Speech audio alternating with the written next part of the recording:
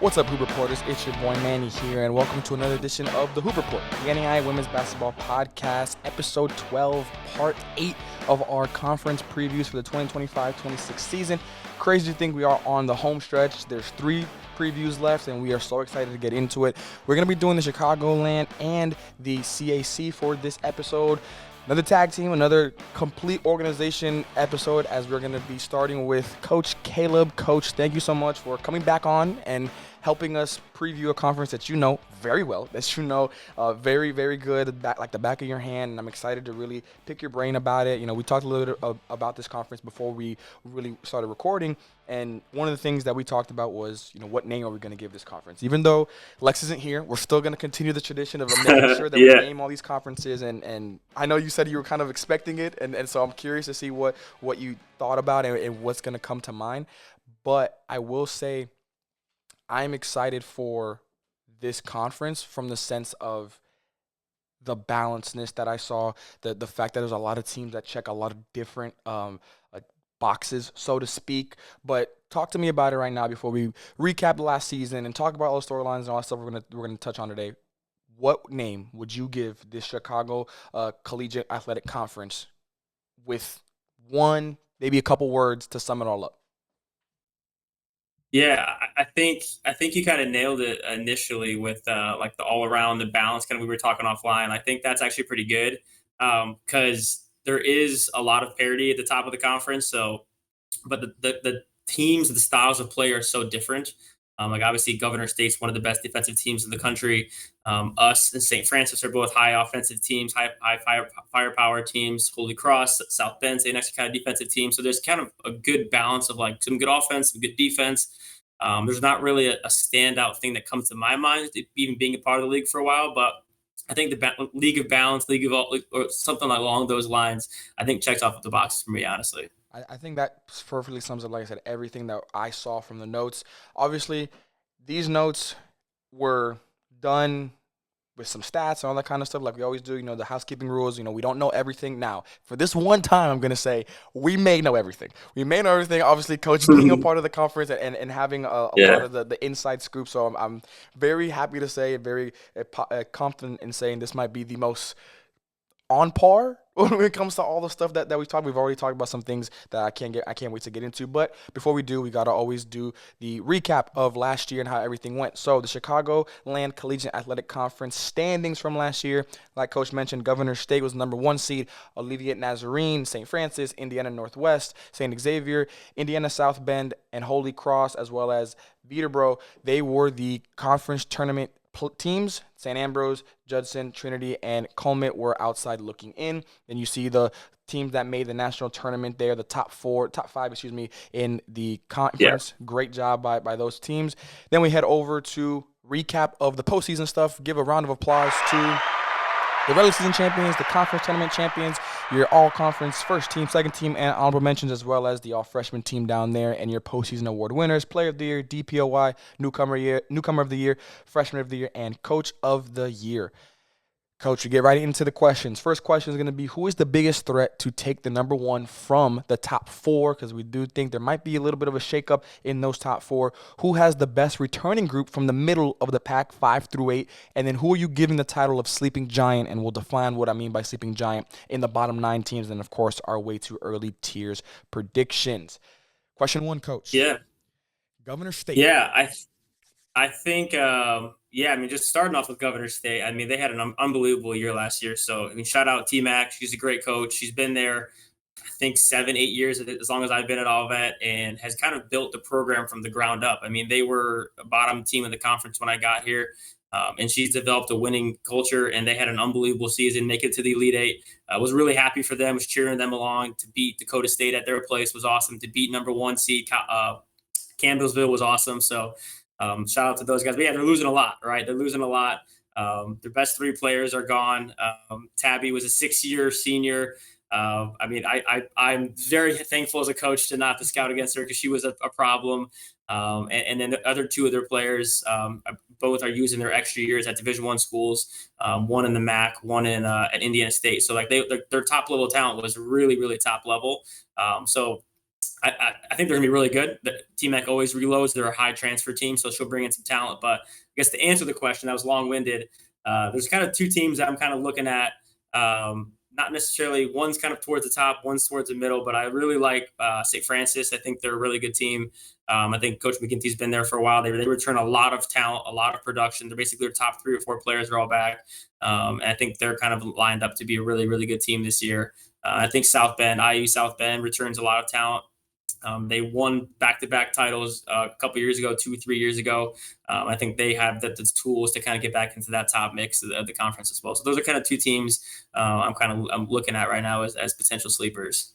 I do want to give this moment to give you your flowers because it says a lot for you not to pick your own crew. Because I'll be honest with you, I'll do it. That's fine. I will 100% take the Tigers from Olivet Nazarene because I do believe, first of all, the offense was unbelievable. I mean, 92 points per game, 93. I'm rounding up. I'm gonna give you guys that 0.5 up.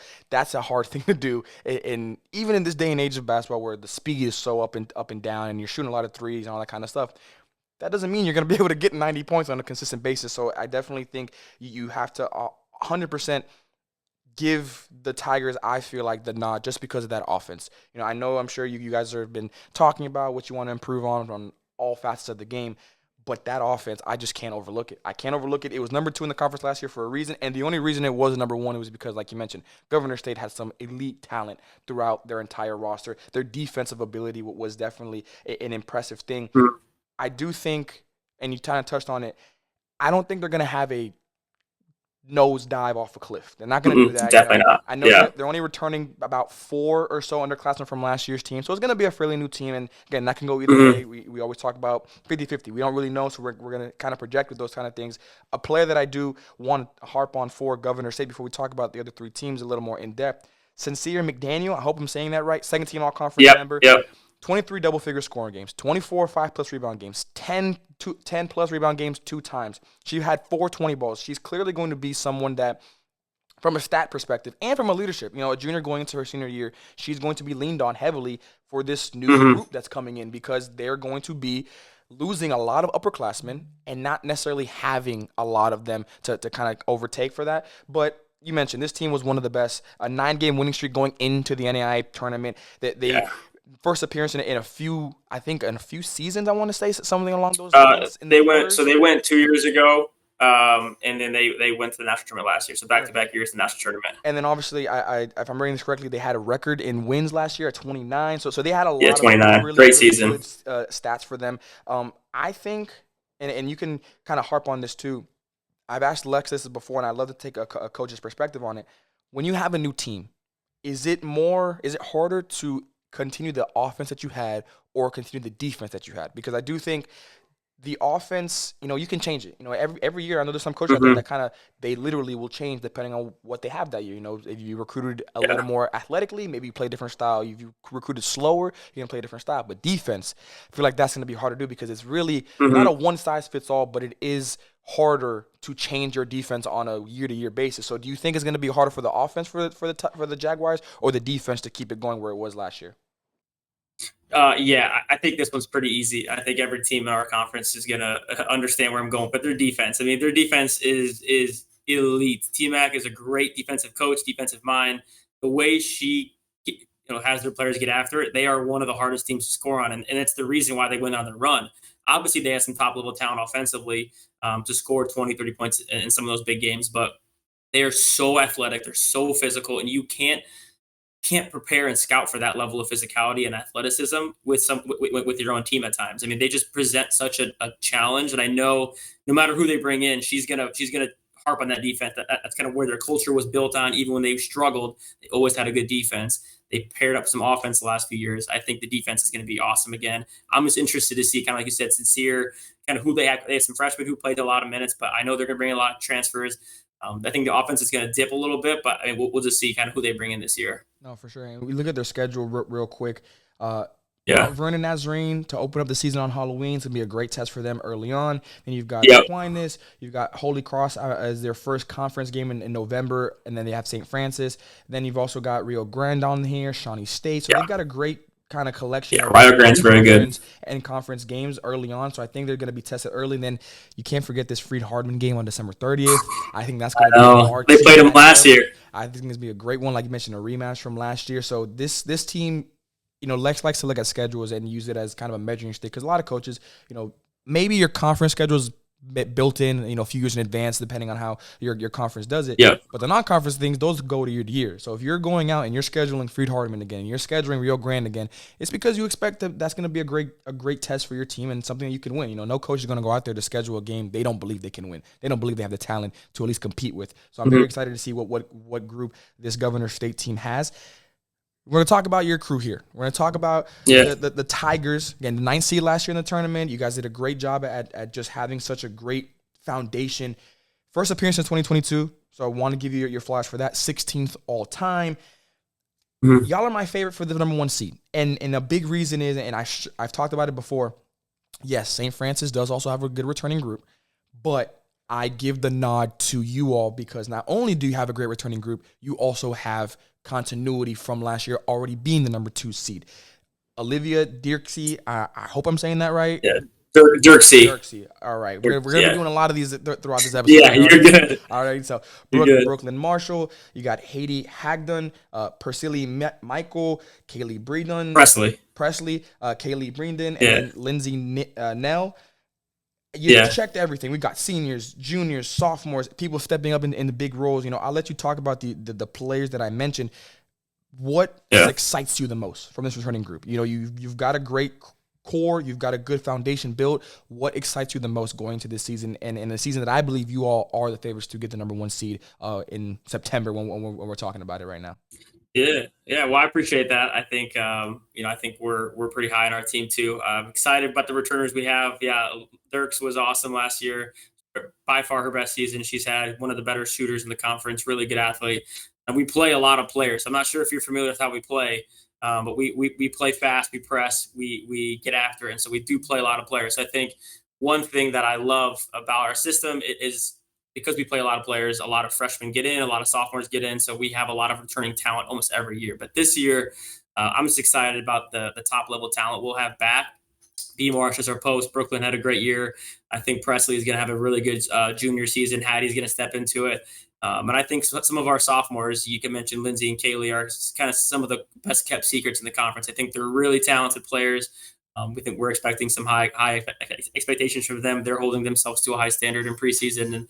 And yeah, I'm just excited for the group we have. Those returners are going to hold the load. We have some pretty good newcomers as well that will kind of add to the mix. And yeah, I'm just excited for the season, as most coaches are. No, absolutely. And for everybody, we're recording this on September 10th. So by the time this comes out, most, if not everybody, is wrapping. Oh, everybody will be wrapping up some type of on-court, because obviously the first official day will be September 15th. So whether you're doing individuals or you're doing actual practices, whatever the case may be, when this comes out, it'll be the end of the first week. So we're right there. Like it came out of nowhere, to be honest. But you mentioned Olivia, second team all-conference season. She had 22 double-figure scoring games. She had 17 straight from November 20th to February 15th of double-figure scoring, averaging 17 in that stretch. An unbelievable season. She had a 30 ball to go along with it. I do think, you mentioned her scoring. I think her defense also might be an underrated ability for her. 2 steals per game last year. Very sneaky, I think, two-way ability. And I do think she should be, and I'm sure she expects it. I think a first-team all-conference nod is not completely out of the realm of possibility. I think it's going to be completely realistic for her, and I think it's honestly hers to go out and get. I do like that you mentioned the sophomores, Kaylee and Lindsay. About 14 combined points, very good efficiency from the field. I think, like you mentioned, best kept secret for a reason. I do think this year they might not be a secret no more. I think they're going to be a lot more. I think they're going to be on people's scouting report coming in this season for sure. With the offense you guys play, is this going to be a year where we're diving deeper into the levels of the offense, or are we just doubling down on what we already did? We're just going to get to a point where it's instinctual. We know what we're doing, we know what we're looking for. Or are you as a coaching staff going to be looking at, hey, because we're going to have such a good returning group, let's really see what we can do here. Let's really see how deep we can get into it and really try and show some things. And maybe we didn't show a lot last year because, people are still getting used to all that kind of stuff. Yeah, I think we've been running the same offense for years. So luckily the continuity is there from our overall fast break, our tempo. So that's nothing new. One thing that was new that I'm really excited to dive into year two of is kind of our half court offense. We changed some stuff in our half court. Obviously, the teams who know it, we went a little more dribble drive this last year.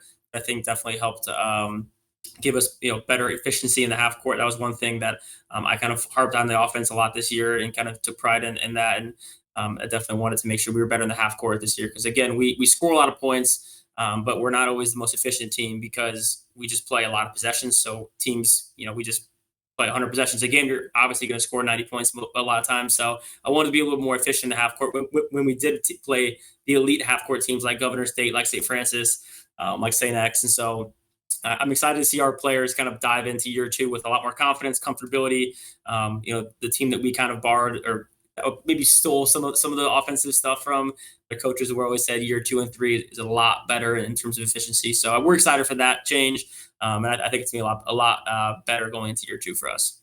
Are y'all gonna be looking for more than 93 points? Is that have as coaches? Do you guys talk about it? Do you guys talk about like how many points can we really average? Is that a goal?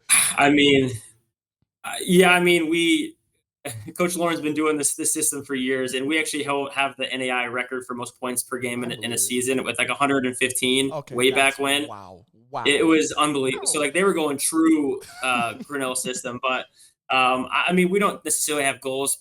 We have 5 game goals which we try and strive for, but we don't have like, hey, we want to score 100 points every game. Like if we can get our game goals, we probably will score 100 Mhm. points. But it's those little goals that lead up to the production of scoring a lot of points.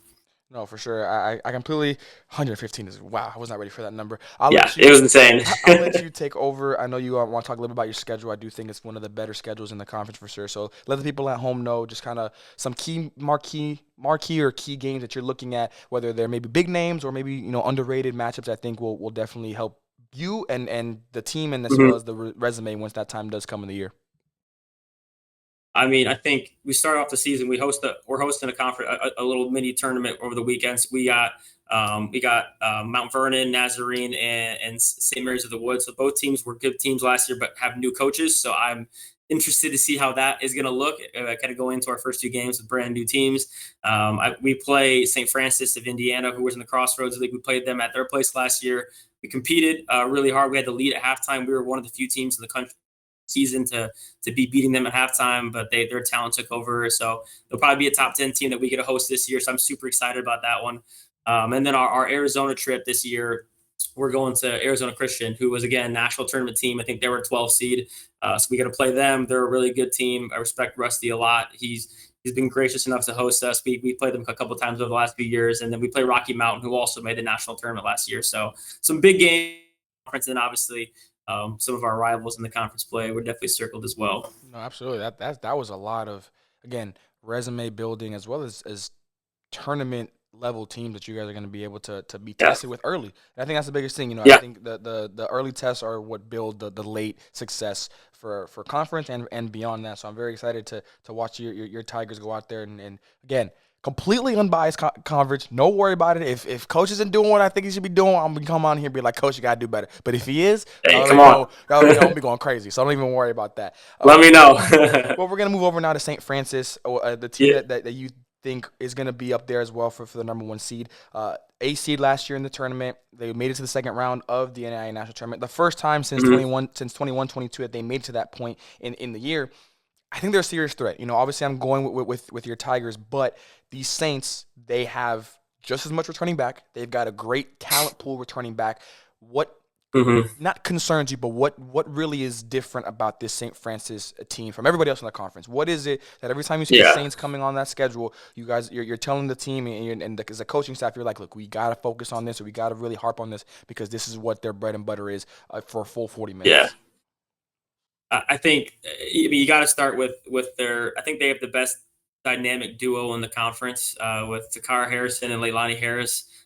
Both of them are just really good athletes, really good players, really hard to prepare for because they're really multi-level. They can shoot threes, they can post up. They're really quick. They're guards. They're tall guards, so they're a hard matchup for some teams because they can post up and they get into the Barclays really well in their offense. So I mean, those two guys, especially, you're circling them easily because they're just really, really good talents. And I'm pretty sure both of them were in the top 5 in free throws made and attempted. So they get to the line a lot. So they're just a really, really hard players to scout for. I think John runs a really good, difficult offense to prepare for.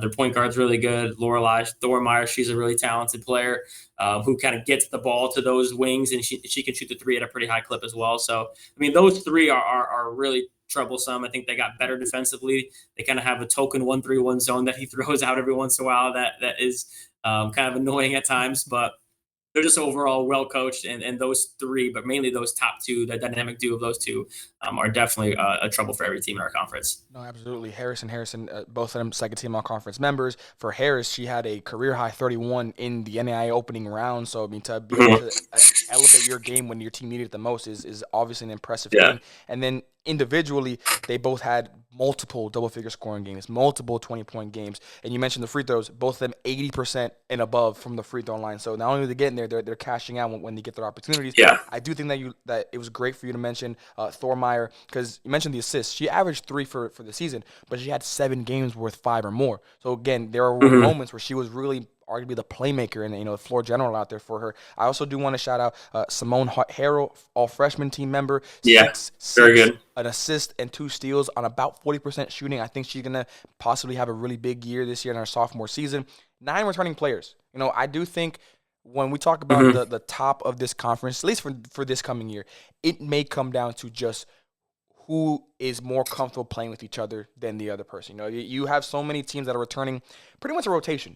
Whether it's 5 or to 9, that's pretty much a rotation right there. So if you're having a rotation style returning class, it's going to be about, can we come together as a group and be able to be better as a group than the rest of this conference, especially at the top? Because even when we talk about Indiana Northwestern in a minute here, I know they're going to be losing a big piece, but they're going to be on the similar trend of, can we get any type of continuity, especially probably more for them than the other two teams we've already talked about.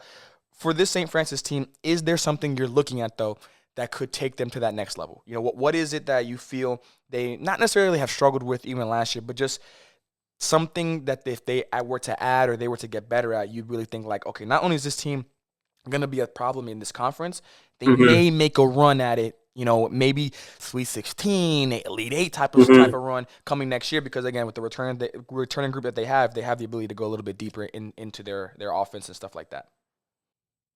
Yeah, I think the biggest thing, I think they have elite guards, elite wings. I think the thing that I'm sure he plugged in the transfer portal or brought in some talent as well, but a center. I know they lost their big who played really big minutes for them. I can't remember her name. I think it's like Rain. She was like a 6'2", really long, lanky center who blocked a lot of shots. She played a lot of big minutes for them late in the season. So they're losing her. They have another post who played a little bit of minutes last year. Bailey Johnson was good, but I think if they can really shore up that position and get some board production, scoring, and consistency from them to go on top of their wings and Thormeyer and the offense they have, I mean, they're going to be one of the top teams in the conference. They're really, really good on the road, which is a hard thing to do, and especially in our conference. So they play well on the road. They're well coached. I think if they can shore up that post position and maybe clean up the defense a little bit at times, they're a really, really good team. No, absolutely. I think that's a good point, because again, if you have a lead guard play and you've got the post to go along with it, well, no matter how you use your post, rim running, throw it down the little block, whatever it is, pick and roll. If you have that ability, that 1-2 punch is always going to be something that every coach is going to be looking for. Looking at their schedule this year, they open it up with University of Michigan Dearborn. Obviously, I think it's a safe bet to put them as a win to start their year. Then you look down a little bit lower. You've got Goshen College to kind of round out your non-conference before your first test against Governor State, which I think is going to be a great test for both teams. Your first conference game is opening conference. That's a heck of a way to do it. If you're Governor State, you're trying to prove like, hey, we might be new because it's going to be at Governor State, but we're still going to be a team that you gotta really worry about here. And for St. Francis, they're like, look, we smell blood in the water. We're going for it. This is the year that I feel like we're going to try and take that step forward. So, you look down a little bit lower in the conference, in their schedule. Not too many non-conference games. You got a Clark, you got Madonna, so nothing crazy, but I do think very winnable games, but against teams that could also be having bounce back years in their own right. Again, we previewed Clark, for example. We feel, Lex and I, we're high on them. We feel like they could have a really good year. Yeah, Clark's good. Might not be top 25 type of year, but again, a team that, they get hot at the right time, they could maybe pull off some upsets throughout the year. The last team that we'll look at for the top 4 before we move on to the middle of the pack, so to speak, for this conference, Indiana Northwestern, the Red Hawks, 10 seed, lost in the first round last year in the national tournament. They had some key wins. They beat Indiana Tech when they were the number 12 seed. Yeah, They beat IU South when they were receiving votes. So this team, they were out there. It's no secret. We all know. Jessica Carthers, am I saying that? Brothers. So first Brothers, team, yeah. all conference, All-American, Player of the Year, Defensive Player of the Year, the WBCA Player of the Year. The girl was a walking bucket. I don't think you can emphasize that enough. She would just roll out of bed, get you 40, and go back to her sleep, not even break a sweat. She was that level of pure offensive scorer, number 1 in the NAI for a reason. She's no longer there. That's going to be a big loss for them. What, as a coach, when you lose a player like that, what is the mindset now? Like, what do you go? Because you still have a great, returning freshman in Ava Kingery, 7-2-1 with 34 from the field, 7 double-figure scoring games, a 20 ball thrown in there as well. So you're going to see some development from her. You're losing Tiara Jackson, Caitlin Halefires, second team all-conference member for Jackson, 17-12 for her, double-double machine. You're losing a lot. As a coach, are you leaning this into like a rebuild? Are we going to retooling? Like, what was the mindset if it was you in the helm going into this offseason? Yeah, I mean, you can't understate it. Like, just being honest with you, I don't know if there's a team in the country who's losing more than them. I mean, Kingery's a great player, but they're losing probably their top 4 players from last year, and it's probably in terms of their scoring and production, like 95% of their scoring.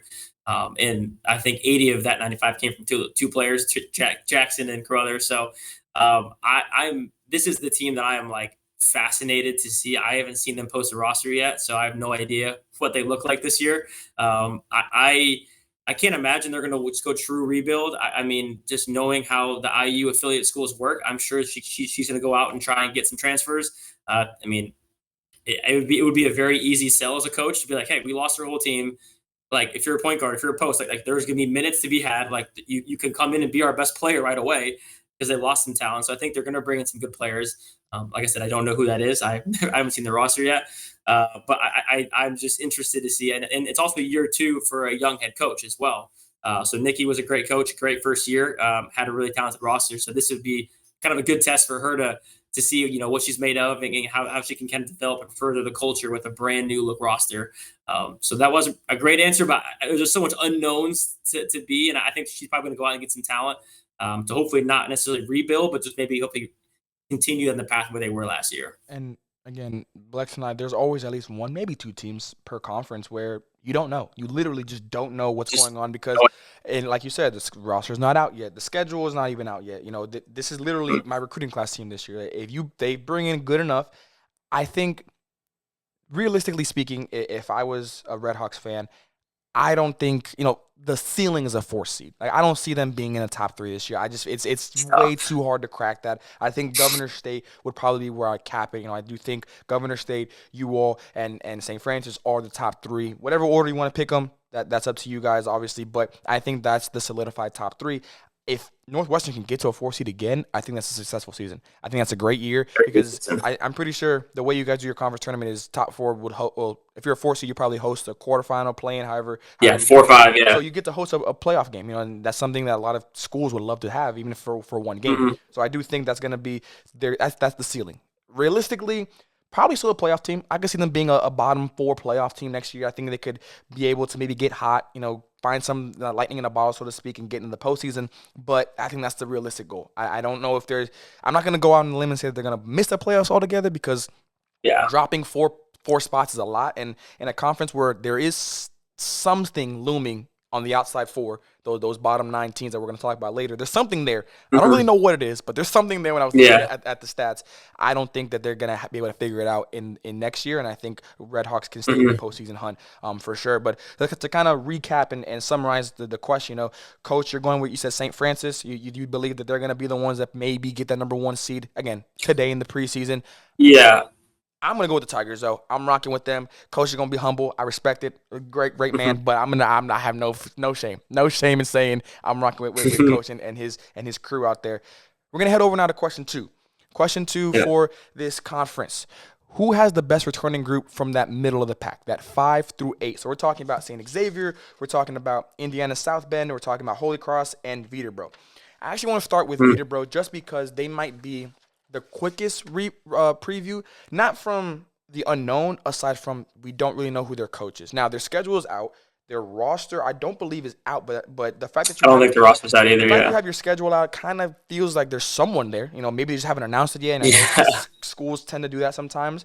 But aside from that, what kind of surprised you last year from this team? Is there anything that stood out with them? And as a coach, when you're taking over a relatively young incoming group. I mean, you've got Carly Drew, who's all freshman team member last year, as well as an honorable mention. She had a great year. Marley Hughes, Lauren Gottel. Those are the three that were presumed coming back. Again, we don't know. The schedule's not out yet, but you got a sophomore and two juniors. You're losing a good amount. Nothing. I think the totality is a lot. Individually, maybe nothing that you're going to be like, oh, that's a lot. But as a group, you're losing 7, 8, 7, 7 points. That's going to be a hefty amount to definitely try and find again. So what would your focus be looking at this from a coach's eyes? What is the biggest thing going to next year? Is it development because you have kind of a fairly young returning group, or is it something where we can make a push here? We can maybe get a little bit higher in the season for this playoff hunt.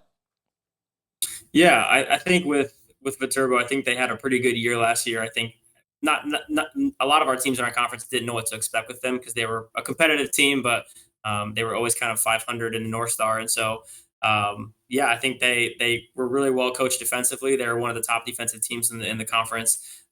They do lose a lot, and so it's hard for me to say, like, without seeing a roster, without knowing who their coach is, where he or she comes from. I don't know. And I think, like I said, Drew's a good player. Marley Hughes is a good point guard. I think with this day in the era of the transfer portal too, like if it's a coach who came from a different college, he or she may bring a few players from that school, and they may retool quick. I think with how common transfers are. Now, I don't know if they had a transfer in their team last year, maybe 1 or 2 transfers. So I don't know if it's a transfer school per se because they're new to our conference, but I think if I'm a coach, you're definitely trying to find some players who could help you right away. And then I think kind of like what we always talk about is who are the players, freshmen, sophomores, who maybe weren't the stars last year, maybe are kind of those best kept secrets in your program, who can step into those minutes maybe as a 4th or 5th option for key moments and key games for them. So I think I could see them staying in kind of where they're at, unless they bring in some D1 coach and D1 transfer out. I don't know, but I kind of see them sticking where they're at right now. I do think, I mentioned that Northwestern, IU Northwestern is going to be my recruiting class team. I'm giving Viterbro the unknown because, again, we don't even know who the coach is. So I think they're way more in the unknown than just recruiting class. So I think they're going to definitely be a surprise once that team does come. Now, and I'm reading the schedule. I'm reading it off of this schedule, and I'm sure, Coach, you know where I'm going with this. Your first 3 games, according to this schedule that is on the official website, October 25th versus Dort at home, at Grandview on the 28th, and then St. Francis, Indiana on the 31st. I don't know how. I'm here for it. I love it. I would love to see. I'm gonna tune into one of these games, maybe all 3 at some point, because that's definitely one heck of a first 3. I haven't even gotten to Northwestern. There might not be a team that has a tougher 3 game start to the season in the country. Absolutely not. There is no team. Defending champs, and then 2 seed, and then Grandview is oh my God, second round team. Like, that's insane. And the fact that 2 of the 3 are on the road. I mean, the only one that's not on the road, which maybe is a good thing, is the Dort game. But then you're going to Grandview, and then you've got at St. Francis in Indiana. I don't know. I'll even go as far as say no one has a harder October. Granted, October is not going to be that much because the opening days are 23rd. Yeah. But still, this is a heck of a first 3. And again, if we go back to what we were talking about, where schedules, if you go off of schedules, there's got to be something in the works for the coaching staff to say, no, we want to go out and get the big dogs off rip. I wonder who scheduled that. Was it the old coach? Was it the AD? Like, was it the AD just saying, "Hey, good luck to whoever takes this job. You get the toughest 3 games in the country." Like, that's crazy. And again, I will say the Dort and Grandview game is still to be determined on the time of the games, but they're on there, so we're gonna go with it. The St. Francis game is locked in on the time and everything, so that game's for sure happening.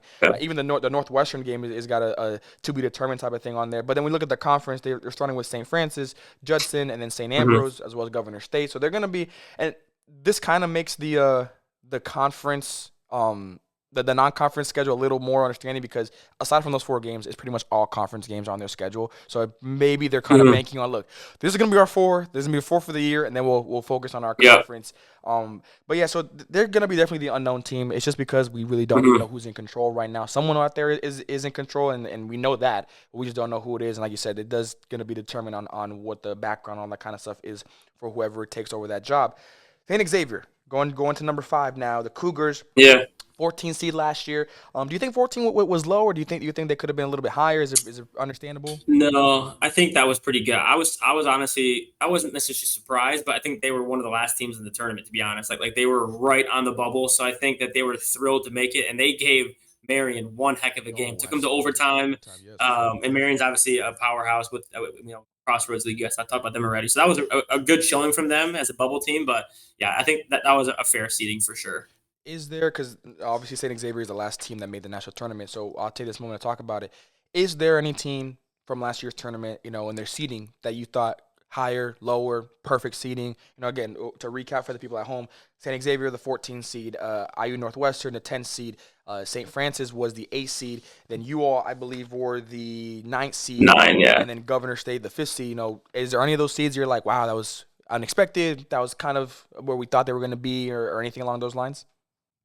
I think the seeding was pretty good. I mean, they were all pretty one spot close. I think maybe St. Francis could have been a 7. I think Northwest could have been a 9. I think the only team that maybe was underseeded, and they proved it in the tournament, was Gov State. Like I still think, like, because they're a new up and coming team, I don't know if they got the national respect that they probably deserved.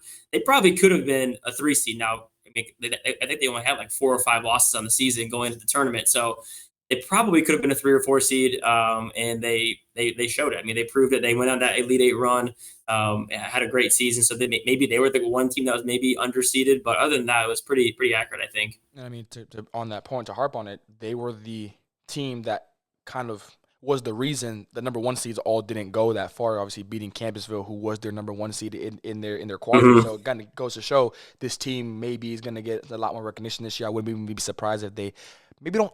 I think they could start being ranked in the preseason polls. I could see that because of the run that they made, for sure. Now, how high? Probably not that high, but I would say at least 20. I think in the top 20, I could possibly see that. But for sure, they got to have something next to their name. If they don't have anything next to their name, that's going to be a little bit crazy. But I do think that they definitely turned some heads last year, for sure. But back to St. Xavier.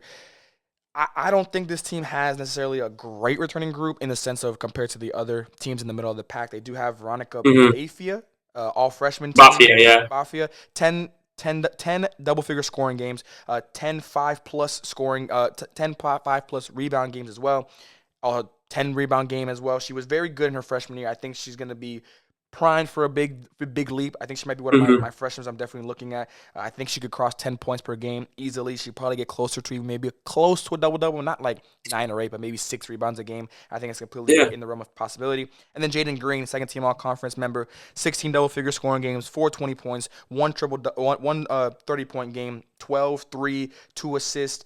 This team, I have them here. To me, they're the sneaky high side. I think this team could go in and I've kind of done this from the past few previews. There's always going to be a team where I think they are really good because they're going to be overlooked. That might be the St. Xavier team. Now, I'm not saying they're going to be overlooked in the sense that no one thinks they can be a conference champion. I'm not saying that. But I do think in the grand scheme of things, you're going to lean to even your Governor States, your St. Francis, your Olivet Nazarenes, because they've done it before, because they've been through the ringer, so to speak. Do you think the St. Xavier team, because they're going to be kind of looked in the middle of the pack, could be a sneaky team that actually gets on that high side and gets, some people and gets through maybe a top 4 seed this year?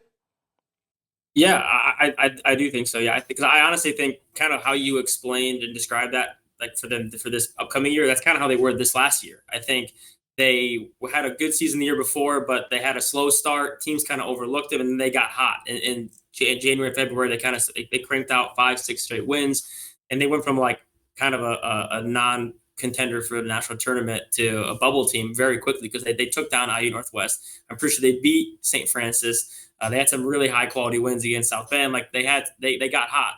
And their coach I know is competitive. She's wired that way.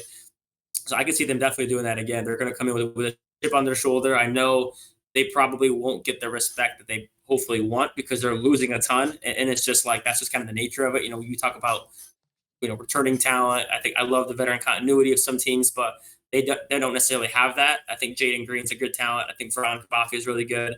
And then from there, there's a pretty big drop off from returning production. My big thing for them is how are they going to replace their posts? Their posts in Crenshaw were just monsters inside, and they beat teams because they wore teams down defensively because they could block shots, they could rebound well defensively, but they also could score in the half court because they knew Crenshaw was good for 4 or 5 really good post touches, drawing fouls. Like they're really hard to stop and prepare for. So I think they lose a lot of production in the front court. I do think they bring in a pretty good point guard transfer. I haven't seen a ton on her, but I know I think that's kind of the one transfer I saw they brought in. I think she's pretty good from what I've seen. But yeah, I think they're going to be kind of in the middle of the pack. But yeah, like you said, if things click and if they can find that post to kind of plug into what they lost, that they could easily be one of the more competitive teams for sure. No, absolutely. I think they're going to be like you said. I think the perfect way to describe them is if it clicks. If it clicks, it's going to click and click. Boy, it ain't gonna let go. Those are magnets. They're stuck together. Now you got to deal with the Cougars for the rest of the season. Now we look over at their schedule. Open the season against Cleary. I know you and I previewed them in the WAC. They're going to be a great team. I think we're really excited to see what they're going to be able to do under their first year head coach. They got the rematch in the Catholic Classic against Marion. I'm probably going to put that on the watch. I got to put that on the watch list. Yeah. It's especially going to be at home on the 7th of November. So the teams are going to be pretty well into the swing. Early season test, yeah. It's going to be a good one. And they've got University of St. Francis, Indiana in that same Catholic Classic. So I think 2 very good non-conference games that are going to help the resume. I'll ask you this. Is 2-0 a possibility in those 2 games? I do think 1-1 is completely realistic. Like we know that they can definitely win at least one of those games. Yeah. Which one? Maybe, I don't know. But can they go 2-0 in that stretch? Because that's going to be a tough test. It's going to be a tough test. Back-to-back days, late games, stuff like that. Do you see that possibly happening? With all respect and integrity, I don't know if I do. So if Sid's watching this, Sid, I'm sorry. You can put this on your locker room for bulletin board material. No, I mean they're a good team. St. X is. I think those 2 teams are going to be top 5 teams, top 10 teams in the country. And I think with a roster that's going to be new and with a lot of transition early in the season, now like you said, they know that they might get a couple wins. Cleary and IU Columbus are 2 winnable games that they should hopefully win. So they'll have some games to kind of ease their way into it, but and they're hosting, which is good. I mean, they do play well at home. It's a tough environment, but 2-0 could be tough. I could see them knocking one of them down, but if they win against both of them, just give them the national championship now, because that would be an unbelievable season. No, for sure. But like we said, because of the high side, they might be the team where you buy low because you might be able to sell really high, especially if they win those 2 games. Again, early enough in the season where you're like, hey, there's a possibility. We've seen crazier things happen for sure. And then you look lower into the season, they do have a December 20th game against Cumberland of Tennessee. They're an underrated team. The mid-round is going to be a really good team as well. So they did a great job at, I think, getting some very good non-conference games, some heavy hitters like you mentioned that I think are going to help their resume when that time does come. Now we head over to Indiana South Bend, the Titans. Yep. I'm going with them being my team that has the best returning group because I think that they check both number of returners. They have 1, 2, 3, 4 sophomores coming back. Again, their roster is out from the last time that I checked. They have a grad student coming back in their 5th year that I think is a huge pickup for them. I think keeping Phelps is going to be probably the reason I'm so high on this team, because without her, I think this team does become a little bit different. Again, 23 double-figure scoring games, 8 20-point games, a 40 ball in there, 3 double-doubles, 14 5+ rebound games. The lady was filling up the stat sheets all the way through the game, so I do think having her back is going to be such a great thing. This team is balanced. This team, I love what they have coming back. Even the role players and the glue players, so to speak, with Brady Chambers and Aubrey Booker combined 14-5 with them. You've also got Sydney Geralds, Kenzie Folks, Lindsey Graham. Like, this team has everything that I love to see from a returning aspect. Do you feel the same? Do you think this might be the team that breaks through that middle of the pack and gets squarely into a playoff picture where, you know what? You don't want to see them in the second round. You don't want to see them until maybe the conference championship game, because they might be one of the hotter teams come late February and early March.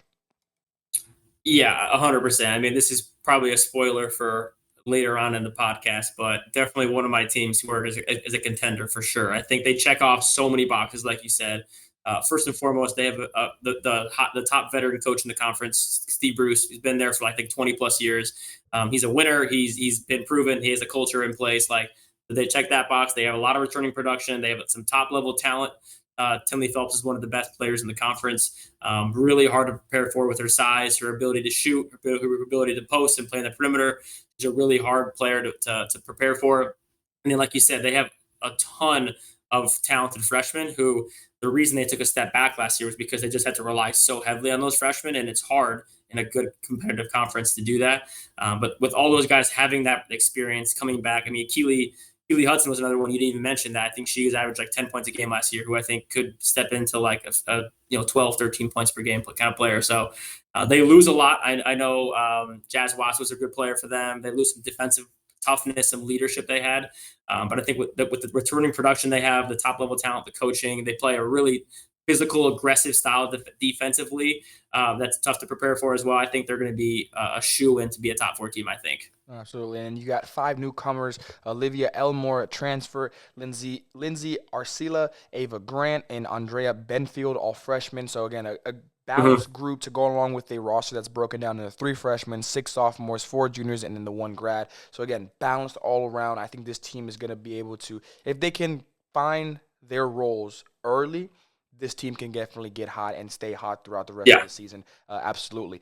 Then we got Holy Cross. Actually, for the schedule for the Titans, nothing jumps out of anything crazy. Again, they do have at Goshen. They've got at Taylor on here. So they've got some good ones. Even Lawrence Tech is going to be on here. But for the most part, they're definitely banking on the conference side of things. I think they feel like they can definitely have a good run. And I do believe, and I'm sure you feel the same way, this conference has definitely gotten a lot more respect for the past few years. I think Governor State really kind of helped put it firmly, like, oh, no, there are some teams in here that you got to, and even St. Xavier, like you mentioned, one of the last 14, so to speak, in, but that says something. If you're going to get, for you guys to already have 3 and then get another one in, even if it is a 14 team, that says a lot. This is a lot for what the committee is seeing. This is a lot for what the national media is kind of seeing from what the Chicago conference is doing. So I'm very excited for this team, because they feel like if they could get to a top 5 seed in this conference, have a good year, maybe make a little bit of a run in the conference tournament, they probably could get an at-large bid, and that's not in the realm of possibility at all. I could definitely see that being a case. Definitely, 100%, yeah. Holy Cross,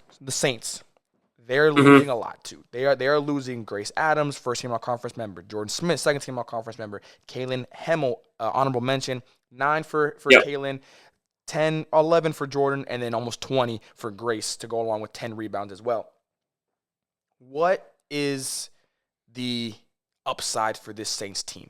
I think another team that, and again, a lot of these teams did a great job in recruiting because they got a lot of good returning freshmen. I think that's something I also saw. Kind of the future might be very bright in this conference for years to come. So I'm very excited for sure. Yeah. But who are you looking for this team from that aspect, from the young aspect? Because you've got Allie Caldwell, and then Lily Toppin, Brooke Linsmith, and then Aubrey Talman.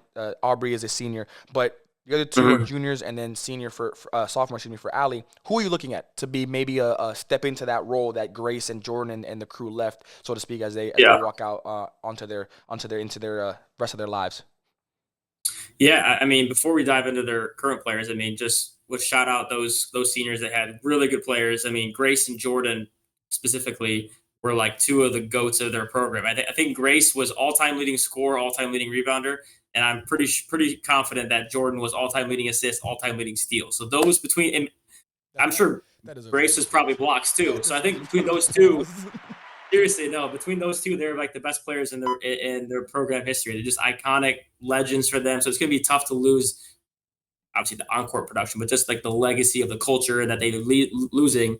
So that's going to be a tough blow for them. But you mentioned, I mean, Allie Caldwell, I mean, she's one of the most talented freshmen in the country. I mean, she was really, really good to average 15 points a game with a player like Adams, who was averaging around 20, with a player like Smith, who was around 10 to 12. Like, the fact that she still got the 15 just proves how good of a scorer she is. One of the most talented players offensively in the conference returning as a sophomore. She's going to be really, really good.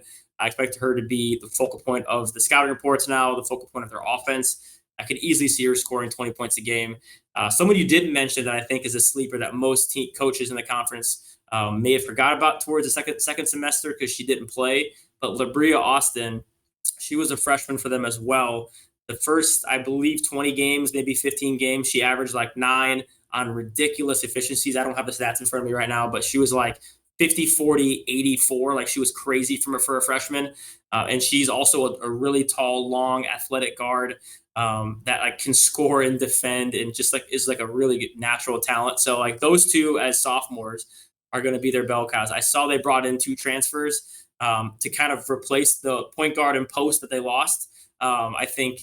I don't know how good they are. I have no idea how good of a player they're going to be. And I think those are 2 of the most important positions on the court for them is because I don't think Labria or Allie are necessarily true playmakers, play initiators. They love to be off ball and have people create for them, which is why they were so good in their roles last year. But if their point guard comes in and can lead the role, and their post comes in and can give you something of what Adams gave you, I think they're going to be a really tough competitive team. But I love Coach Robbins and how he's done. He's kind of quietly built a really good program over the last few years. No, absolutely. I think this team, again, while they are losing a lot, they may be a year away from being a year away because I think the development, Yeah. especially of Yep. Ali, It's a good way of putting it. very, very, very important. And I think it's going to be not linear, but it's going to definitely be going up as the years go on. Mm-hmm. Give me your team, that 5 through 8 range. Who do you feel is Yep. having the best returning group? Who do you think has the best chance to kind of break out of that middle of the pack, so to speak, and get into that top 4? Yeah, I think it's South Bend for me. I think they return a ton of talent, a lot of continuity with some of their freshmen who are kind of now used to the college game. Again, you have a top level talent, which I always think if you could compare depth with top level talent, you have a good team. And Tenley Phelps is one of the best players in the conference. Coach Bruce is a really good coach, winning coach. He'll be a Hall of Famer for them. I think they're kind of my clear cut from that group to be a contender. No, absolutely. Again, I'm a believer to that too. I'd rather have 1 or 2, top level players, and then give me a bunch of great, just complementary pieces that are Yep. just gonna do the dirty work. And still, then I think this is what people forget a lot of times. When we say complementary players, we don't mean just players who play their role. We mean players that on any given night, they could be the ones that, hey, feed them the rock because they're just hot. Yeah. And we're going to ride them till the wheels fall off. So I think they built it up very well. I do think, like I said, bringing back Phillips is going to be that was the cherry on top. I think they had a really good team before, but that puts them over the top of saying, okay, now you've got everything we need to see to be very excited for the season to come. Now, we just talked about Holy Cross, their schedule. I do think they have a lot of teams on here, non-conference wise, that are on the same level. You got a Taylor from Indiana, you got a Bethel from Indiana, a Grace from Indiana, even Michigan Dearborn. I think all those games are games that it's very even. I do think Holy Cross might be the favorites in more than a few of those games, but at the end, if those games could go either way, and I wouldn't be surprised for sure. So I do think they did a great job at kind of, again, building for the future, getting games where you should be probably favorites, but anything could happen. And those teams in their own right are probably feeling like we should be able to win this game, and we should be able to compete with them. So I'm very excited to see what they can put together. Last question before we get into our way too early tiers. Who are you giving who are you giving the title of sleeping giant in the bottom 9 of this conference? Now, I'm going to be honest here. And the reason I realize this is because I started going through some of these schedules. Mount Mary, I believe it is going to be joining the conference this year. I don't Yeah, so we have 13, the notes on it. So I'm going to be honest with you guys. Again, it happens sometimes. Teams slip through the cracks. It happens. Tell the people at home a little bit about Mount Mary. What have you heard? I'm assuming you've seen a little bit on them, a little, just quick preview, something like that. Just what have your takeaways from what this crew could be bringing into the conference this year? To be honest with you, I don't know a ton. I know they were Division III school last year, and I'm not exactly sure what their record was. I know they played a couple mutual opponents from some teams that we play, some NCCAA schools, but I think it could be a tough road for them. I think this first year transitioning to the NAI. Just to be honest, I think Again, our league is tough. There's some teams at the bottom that they could definitely pick off as well. I mean, there's not they're not a clear 13 in my opinion, but I think there's just I don't have a ton of feel because I don't yeah their roster. You can look at the stats but I haven't seen them on film. I haven't coached against them yet, so a lot of unknowns there. I don't know if they have continuity with their coaching staff and stuff. So there's just a lot of question marks. So don't want to speak too much on them because I don't want to give them maybe an unfair judgment, but I think it could be a tough road entering to a conference I think is probably peaking at right now. We're going the right direction with some of our top teams, and it's going to be, I think, potentially a tough first year for them. I can see that again, making that transition to D3 to NAIA. I've said it from the first time that I stepped on the NAIA campus. The NAIA is separated by the NCAA D1, D2s. It's marginal. It really comes down to a few athletes here and there, stuff like that. But I've seen NAIA players go off, and we've talked about one in this conference with Jessica. She's going to go off, and she's going to have a great year. Like there's no question about that. She might be the best player over there where she's heading to, or at least one of the best players. So I think it's going to be tough for this team to come in from a Division III school, from a Division III level. But at the same time, I'm sure they've gone through their own things. They probably feel the same way, coming from where they're coming. So I'm excited. I'm glad that they're going to be joining the NAIA. I think as the more schools that go into it, you and I even talked about it. We previewed the WAC earlier this preseason. With so many schools closing down, you always love when so many schools are coming back in. That's obviously the biggest thing. No matter if you get a conference of 20 teams, that's fine. The more the merrier, because that just means a lot more deeper talent, teams, players, more opportunity for everybody, and that's obviously at the end of the day the name of the game. But back to the 4 teams that we're going to talk about on the outside: St. Ambrose, Judson, Trinity Christian, and Clement. I do think there's a clear, obvious team here. And for me, it's going to be St. Ambrose. So I kind of want to say them towards the end. Is there a clear-cut team for you where you're giving Sleeping Giant to? Now, before you answer, for me, a Sleeping Giant just means a team that has been relatively on the bottom. Maybe hasn't made the postseason in a few years, or maybe it got here or there, but nothing concrete. There's never anything consistent. And this year, you feel like not only do they make the postseason, but they make it. Like we're not talking about the AC that just kind of sneaks in. We're talking about 5 to 7 range that they could get in there and they're having a really good year. Is there a team like that in these 4 teams that I just mentioned? For me, it's St. Ambrose. I do think that they have that title for me. But is there a different team for you? Are you agreeing with St. Ambrose? Where's your head at?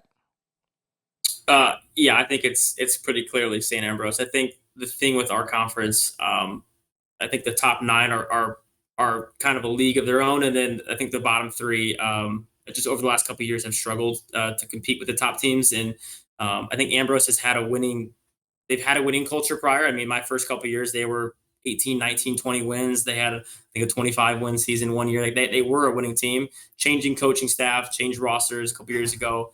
But I think this is year 3 for Coach Exum, and I think kind of has a roster. I don't think they lost a single player in their top 10, maybe. And Walter is a tough guard. She's a really good player. Caitlin Tholes, a really good, tough physical guard. So with those two, kind of talk about dynamic duos, they're really, really good. And their roster is posted. And from what I could tell, they added a couple of D2 transfers, so they kind of went heavy, aggressive in the portal. Not sure the caliber of those players, but it looked like they got a couple of players from some Division II schools. So I think, they could be somebody, like you even said, maybe depending on how it all clicks with the returning production they have, kind of year 3 of a coach who's kind of on the rise. I think they potentially could be that maybe 6 or 7 if Northwest drops, if Viterbro drops, if some of those teams potentially drop. Like they could be a team that surprises some teams. Also, they're a tough road game for all of our conference. They're like super out of the way for everybody. Them and Viterbro are far drive, so like everyone has to drive 3 hours. So when they're good, nobody likes playing at Ambrose because it's just like a 3.5 hour drive, which isn't a lot for some conferences. So people probably in the Frontier are like 3 hours is nothing, but for us, everyone's like within an hour drive. So 3 hours is a lot for us. So Ambrose is a tough place to play. I think they're my favorite for sure. No, I can definitely talk from experience because being down here in the sun, it's kind of balanced. We've got one down the street, we've got one in West Palm, but then we've got to go to a 4-hour drive to Lakeland and Weber and all these other schools. So for 3 hours, it's not easy. It is not easy. It's not easy at all. But I do think, you talked about it. Walter 22 double-figure scoring games. She had 720 points. She ended the season on a 7 straight 10-plus game streak in which She's she good. averaged Yeah. almost 20 a night, 4 double-doubles as well as a cherry on top. And then Caitlin, 10 double-figure scoring games, 520, and then three double-doubles as well. They are going to be the spearheads. They're going to be the dynamic duo like what we've been saying. I also think, and the reason I give them this nod is when you look at the rest of the teams on the outside looking in, none of them have the amount of seniors that this Fighting Beast team has. Literally, Yeah. Walter, Caitlin, Peyton, Claudette. I hope I'm saying that right. 8 and 5 with her Paulette, yeah. senior, and then Olivia Harter, and then Erica Boswick. All of them are seniors. And again, Yeah. I'm someone that's big on if you're able to have that leadership in the locker room, it is just something you cannot quantify. You cannot put a number on it, but it helps you, especially in the draws of the year. It's easy when everybody, year one or month one, first week, first day of practice, all that kind of stuff, everybody's hyped. You're supposed to be hyped, especially if you're first time in college. This is what you've been waiting for your whole life. But when you get into winter break, and when you get back from winter break, and when you get into the thick of it in February, when it's game, practice, recovery, game, practice, and it just becomes a routine, that's when that leadership comes in. That's when you need that leadership. And I think when you have not just leadership, but leadership that's going to produce on the court, you cannot put a number on that one. You mentioned 11 newcomers. I was kind of counting from comparing to last year's roster. So you said it. They went heavy in the portal. They probably feel like the same thing. They probably feel like, hey, there's a world where maybe we don't get a top 4 seed, but there's some teams that lost some pieces. There's some teams that still kind of figuring it out. Can we take advantage of this? And then even like we're saying, Xavier, can we sneak into a top 5, sneak into a top 6, do something crazy, and now we're the ones that maybe get an at-large bid or even possibly an automatic bid if everything just absolutely breaks right for them. Their schedule, they've got Briarcliff to start the year. I don't know what it is with this conference with having top teams in the GPAC. It is what I don't get it. I'm here for it though, but I don't know who y'all know. The connections, the networking is absolutely amazing because to have Briarcliff, and then obviously we talked about Dorr earlier. It is what it is. Yeah. Then you also got Midland, who's not a slouch either in the GPAC. They're going to be a great team as well, a very competent team. And then William Penn to round out your non-conference, so to speak. And then they start with St. Xavier. That game, I think, is going to tell a lot between both teams. It's going to be an interesting game for sure, yeah. Because you've got a team in St. Xavier who's going to try and, again, prove that, hey, we can do this. And you got a St. Ambrose team that both teams have chips on their shoulders. I think they both have chips on their shoulders for different reasons. Again, St. Xavier maybe feels overlooked. St. Ambrose says, no. I want to be looked. Look at us. We're going to be that team. So I think that's going to be a good first conference game for them. And you keep going down. You got Waldorf in here too. You got Kaiser, which obviously I know that they're going to be a great test for them. Yeah, Clark, so they got a good balance again, heavy on the front with Briarcliff and with Midland, but then even in the back end with some non-conference games as well to help out and keep them on their toes. Very excited for this Fighting Beast team, but the other 3 teams, I like how you put it because we can kind of put them all together. I noticed it. You're returning a good amount. You've got very good players on this team, on all of the team. Judson, Trinity Christian, even the Crimson Wave, multiple players who can put up good numbers, efficient scorers, multiple 20-point performance players, all this type of stuff. But is there a reason that it just hasn't clicked? Now, obviously, I'm just going to talk about it. You look at it. Judson, for example, 55 points per game, you're giving up 77. Trinity, 51, you're giving up 80. And then Clement, you're scoring 48, you're giving up 87. Is it just as simple as the defense just hasn't got caught up yet with the rest of the conference? Yeah, I think all 3 of those schools are just they're in a tough spot. I think they've all had their moments in the past, but just the last couple of years, really since post-COVID, have just had a hard time sustaining success. And I think it comes down to consistency. I think when you lack the top level talent, as some of the top 5-6 teams in the conference do, you got to be consistent day in and day out, game in and game out defensively. And they just haven't proven to be consistent enough to compete with some of the top teams of the conference. I think I really hope a Judson can take a step forward. I really like their coaching staff. I think this is year 3 for them or year 2, but they're starting to put together some pieces. They have some returning players who I think are good. I think Kimball's a good post player. I think Potter's a really, really good shooter. She's a junior now. And then they have a really quick athletic guard, Madison Carlson. I think she's a good player as well. So I think they have the pieces. I think Judson's kind of my favorite of those 3 to kind of maybe take that step to compete. I think they typically they handle business against TCC, against Calumet, and I think Mount Mary the last couple of years. TCC is also an interesting one as well because I think their season last year could have gone. It was like there must have been some point in the year where there was a fork in the road because right before Thanksgiving they played St. Francis at TCC, and they had a shot at the buzzer to beat them. And there's St. Francis that was a 9 seed or 8 seed, like beat all these top teams, and this is TCC who finished like 11th in our conference. They had a shot to beat them in regulation. They went to overtime against them, and from that point on, like they lost a ton of players to injury. A few players left the program, and then by the time because we only played them once last year, and it was like one of the last games of the season, they had 5 players left. So like I don't exactly know what happened in the course from Thanksgiving until February, because they had a good team, like they had a competitive roster, but they had some season-ending injuries, some ACLs, and then some players leave the program in the middle of the year, and it just like it kind of slowly unraveled for them. So they have a good coach. Alyssa Moore, last year was her first year. She came from South Carolina. Like she has a good pedigree. Oh, wow. She's seen winning at its highest peak in the SEC. So I don't know. Their roster's not posted yet either. I wouldn't be surprised if she went out and just brought in a bunch of new talent, and just to see kind of where it goes from there with this team, because they've had some teams in the past to be successful. So I think that could be a wild card team if she can figure out the roster of this year. But those are kind of the 2 teams that I would see from that bottom pack that I think that hopefully can take that step forward this year. No, I like it. I think you definitely – literally had it here for the question. I mean, I had St. Ambrose for sure. Judson was my next one, and then Trinity Christian was definitely the fall. And that was obviously not knowing that they had – it's crazy to think back when you look at any season where you had a good year, bad year, whatever, and you can probably pinpoint, like you mentioned, they're probably doing the same thing. If that shot goes in, who knows what happened? Maybe now we ride off. Yeah, you never know. And you're just having an unbelievable year, but it went the lateral, and it is what it is sometimes. But we it happens. I will say for the Crimson Wave, they may have the best opening day schedule because another team. Don't know how. They've got Indiana Wesleyan at Indiana Wesleyan. I will, yeah. I don't know what I need to know. I actually need to know because I think that one's a return game. Oh, okay. I will played at Calumet last year, so I'm pretty sure that's a return game. Okay. That makes a little to IWU. So that one will be a very tough first game. Very tough first game against the defending runner-ups and one of the best teams in the country. So that could be tough. That Wildcat team, man, I used to have nightmares of them.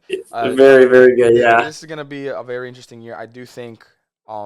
Yes, like you said, Judson and Trinity Christian, they're the main team that I'm talking about. That there's something there. I don't know what it is. I don't know how to call it, but I'm more comfortable in saying St. Ambrose is in that middle pack. I think Judson and Trinity Christian could do something a little crazy this year. But that will do it officially for the previews, for the questions. Now we get into our way too early tiers. For those who are new to this or have not ever heard it, we've got 4 tiers. Contenders, meaning teams that we feel can be conference tournament champions or regular season champions or both. We got playoff locks, which teams that we feel will be in the playoffs in any order, but they will be there at the door. Teams that we feel like could just miss out on it by a shot or by a game or two. And then your break right teams are teams that we feel everything has to go right for you to make the postseason. Alexis put it in, and I think he put it perfectly. Contenders are tattoos. They ain't coming off. They going to be there. You got to deal with them for the rest of your life. Playoff locks, we're going to put that Sharpie. Very, very – you can take it off, but it's probably going to be very hard to do that. At the door is going to be pen. That's erasable. Again, we don't know. It could be, but we're not going to believe sold on it. And then break right, he said pencil with no lead. That really hit home. We've all been there before. I know we've been there before. I do think we can agree that the 13th, not saying that they're going to finish 13th, but just because we don't know what they're going to be doing, Mount Mary, they're going to be the ones that are going to be there slotted in. So that's going to, understandably so, in my opinion. Your break right. Who are going to be your 3 teams that you feel like it's just got to go right for them to make the postseason and kind of get that notch under their belt? Yeah, I think for me, my 3 is Calumet, TCC, and then Judson are kind of my 3 that, again, I think TCC and Judson should take steps forward this year. I just don't know because the rest of the league is seeing improvement.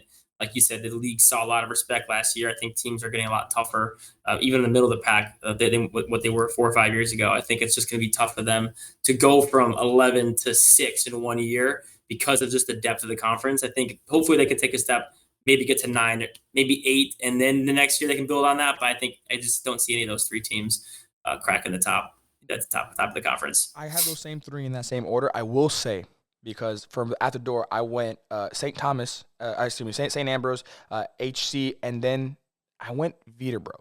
However, that Viterbro, even Holy Cross to an extent, I'm comfortable with Holy Cross, but I was kind of on the fence as well. But that Viterbro, I was debating on putting either Judson or Trinity Christian. It's just that I couldn't pick one. Because I couldn't pick one, I decided to go with Viterbro. Mm-hmm. Kind of also on the stance of like you said, that jump is very hard to do. But there is a world where one of those two teams, Judson or Trinity Christian, could have been that 9th seed. But I went with Viterbro. Those three honestly might be in their own like subcategory because you don't really know what's gonna happen. Yep. Any one of them could have a reason to believe they can do something special. So, but that was kind of where my head was at. What were your three at the door teams? Mine again were St. Ambrose, Holy Christian, and Viterbro. And what were yours? Yeah, so at 9, I have Viterbo. I have 8, I have St. Ambrose, and then I have 7, I have IU Northwest actually. So that's my team. Again, that one's a major asterisk. I mean, I don't know their roster. I put them at 7 only because of what I know. I know they've been a winning program for years, and but when you lose 95% of your talent, and one of those players was, I think, the best player in the entire NAI last year. It's just going to be a lot, and I believe in kind of what they've done and what they've built, but I would like to see kind of what their roster looks like and how it plays out early in the season. They could easily flip for me, but as of right now, that's kind of how I see it. They're a comfortable tournament team at the 7th seed, but I have a hard time putting them anything higher than the teams ahead of them. No, for sure. And for me, I have Northwestern going at 6. I think they're my last playoff lock team, but similar to what I had happened with the 9th seed, I was close to putting St. Ambrose there. I just think that, like you mentioned, that leap is really to go from 9 to 6 is a significant jump in my opinion. Even especially in this conference, because I think three seeds to jump in 1 year, that's very hard to do. It's hard to get 1, let alone 3. So I gave it to Northwestern there. I do have St. Xavier in this one, and I also have, what was the other one? I was flipping back and forth, but I ended up going with Governor State at 4. I think Governor State, they have, I don't want to say that they're going to have a bad year because they're not. It's just, but it's so much going around them that has improved, and we just don't know what they're going to be doing just yet. So I kind of have to wait and see with them. And then again, out of respect, I was like, I'm not saying they're going to miss a playoff. That's no. But there's a world where you don't be a top 4 seed, or you're just a top 4 seed. So those are my playoff locks again: St. Xavier, IU Northwestern, and Governor State. Who were your playoff locks? I had Holy Cross at 6, St. X at 5, and then I personally think there are 4 contenders because I don't feel right about putting the 4 seed in, because I really do think any of the top 4 teams could win the conference this year. But I will say, I guess I put South Bend at 4.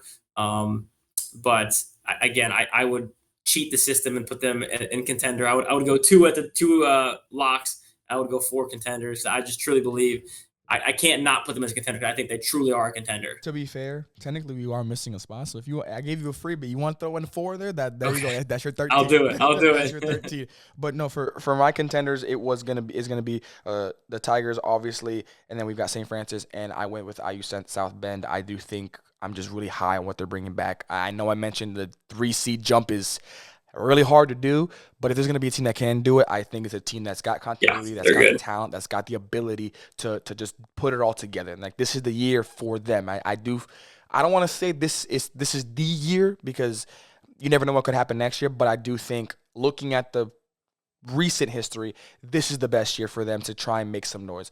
What that noise is, we'll see, but I do think this is the year for them to really shake up the conference and say, every now and then you have one team that just all of a sudden it clicked and we ran.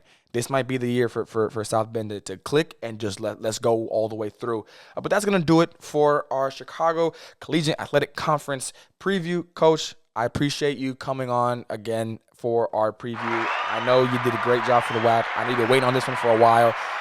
We planned the schedule way in advance, so it just so happened that this is one of the last conferences that we were going to do, so I know it was probably killing you, but I also do think it was great, just kind of towards the tail end. I think it's going to be awesome, and I appreciate, again, everything you've done for the organization, everything you've done to help me out, to help Lex out, and helping get our dream, so to speak, our plan off the ground, and make it believable, and make it just so much fun.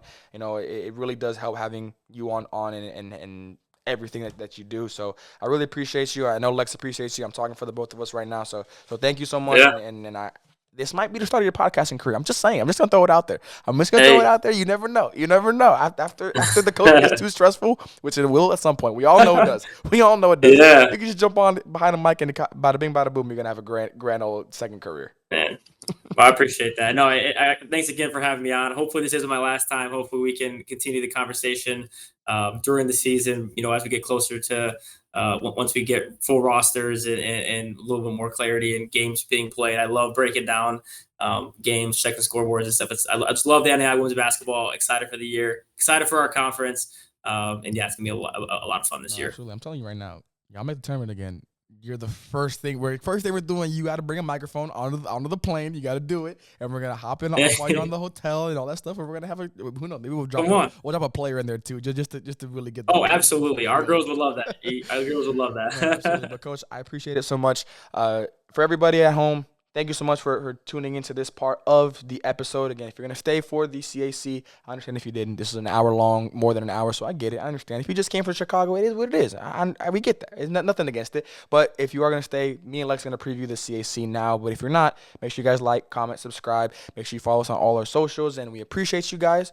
Hopefully, we'll catch you in the CAC, and if not, we'll catch you on the next one. And we are back now for part 2 of part 8 of episode 12 of our 2025-2026 conference previews. We're going to be doing the Continental Athletic Conference. I just wrapped up the Chicagoland with Coach Caleb. Great interview. Really was an interview, honestly, with him being a part of the conference. But I hope you guys are coming from there. If you're not, welcome. I do want to officially introduce you guys to my good buddy, Darlex. He will be helping me along with our Continental Athletic Conference preview. Lex, we're going to get right into it. I'm not going to sugarcoat it. This conference, we don't know too much about it just because some of the schools and like the stats and stuff like that, it took a really long time to get to the deep dive. I had to go through the NAIA, through the Continental, to their team websites. So there's a lot going on. I do feel pretty comfortable in what I was able to find and what we were able to find. Again, take this moment, housekeeping rules. Sent out a Google form at the beginning of the year. Been saying this now for 8 times. Going to keep going. Some coaches got back to me. Some coaches didn't. The ones that didn't, understand. You guys are busy. Nothing against y'all. But just understand that's where we're kind of getting our information from the Google form, from the websites, from the school websites, all that kind of stuff. Anything we find on social media as well, because sometimes, that is a good place to find some information. But we're going to go right into it by going with our recaps from last year. We will start with the recap of the postseason stuff. Regular season champions were the Northern New Mexico Eagles. Conference tournament champions was the Haskell Indians. First team all-conference, second team all-conference, and postseason awards at the bottom. Congratulations to everybody that won an award or was named to an all-conference team. Then we will go over now to our regular season standings. Now, Northern New Mexico, Washington Adventist, Haskell, Carolina, Spartanburg Methodist, Florida National, Morris, Arkansa Baptist, and Fisher. You see your conference tournament teams, Florida National and up. And then you also see your only tournament team was Haskell at the 3 seed, again, with the automatic bid that they got for winning the conference tournament. Northern New Mexico and Spartanburg Methodist both will not be participating in the CAC this year. They have moved on to other conferences, so they will not be a part of our preview for this episode. Hop right into the questions recap, as well as now our regular questions for the storylines. First one, we're going to go right into the nickname. What nickname are we going to give the CAC this year? Because there's a few ways that I went with it. I'm kind of curious to see what the Master of Conference Names has gone with, but I'm very curious because I feel like I do think I have one that can maybe rival, but I don't really know. When you go to the king, you best not miss.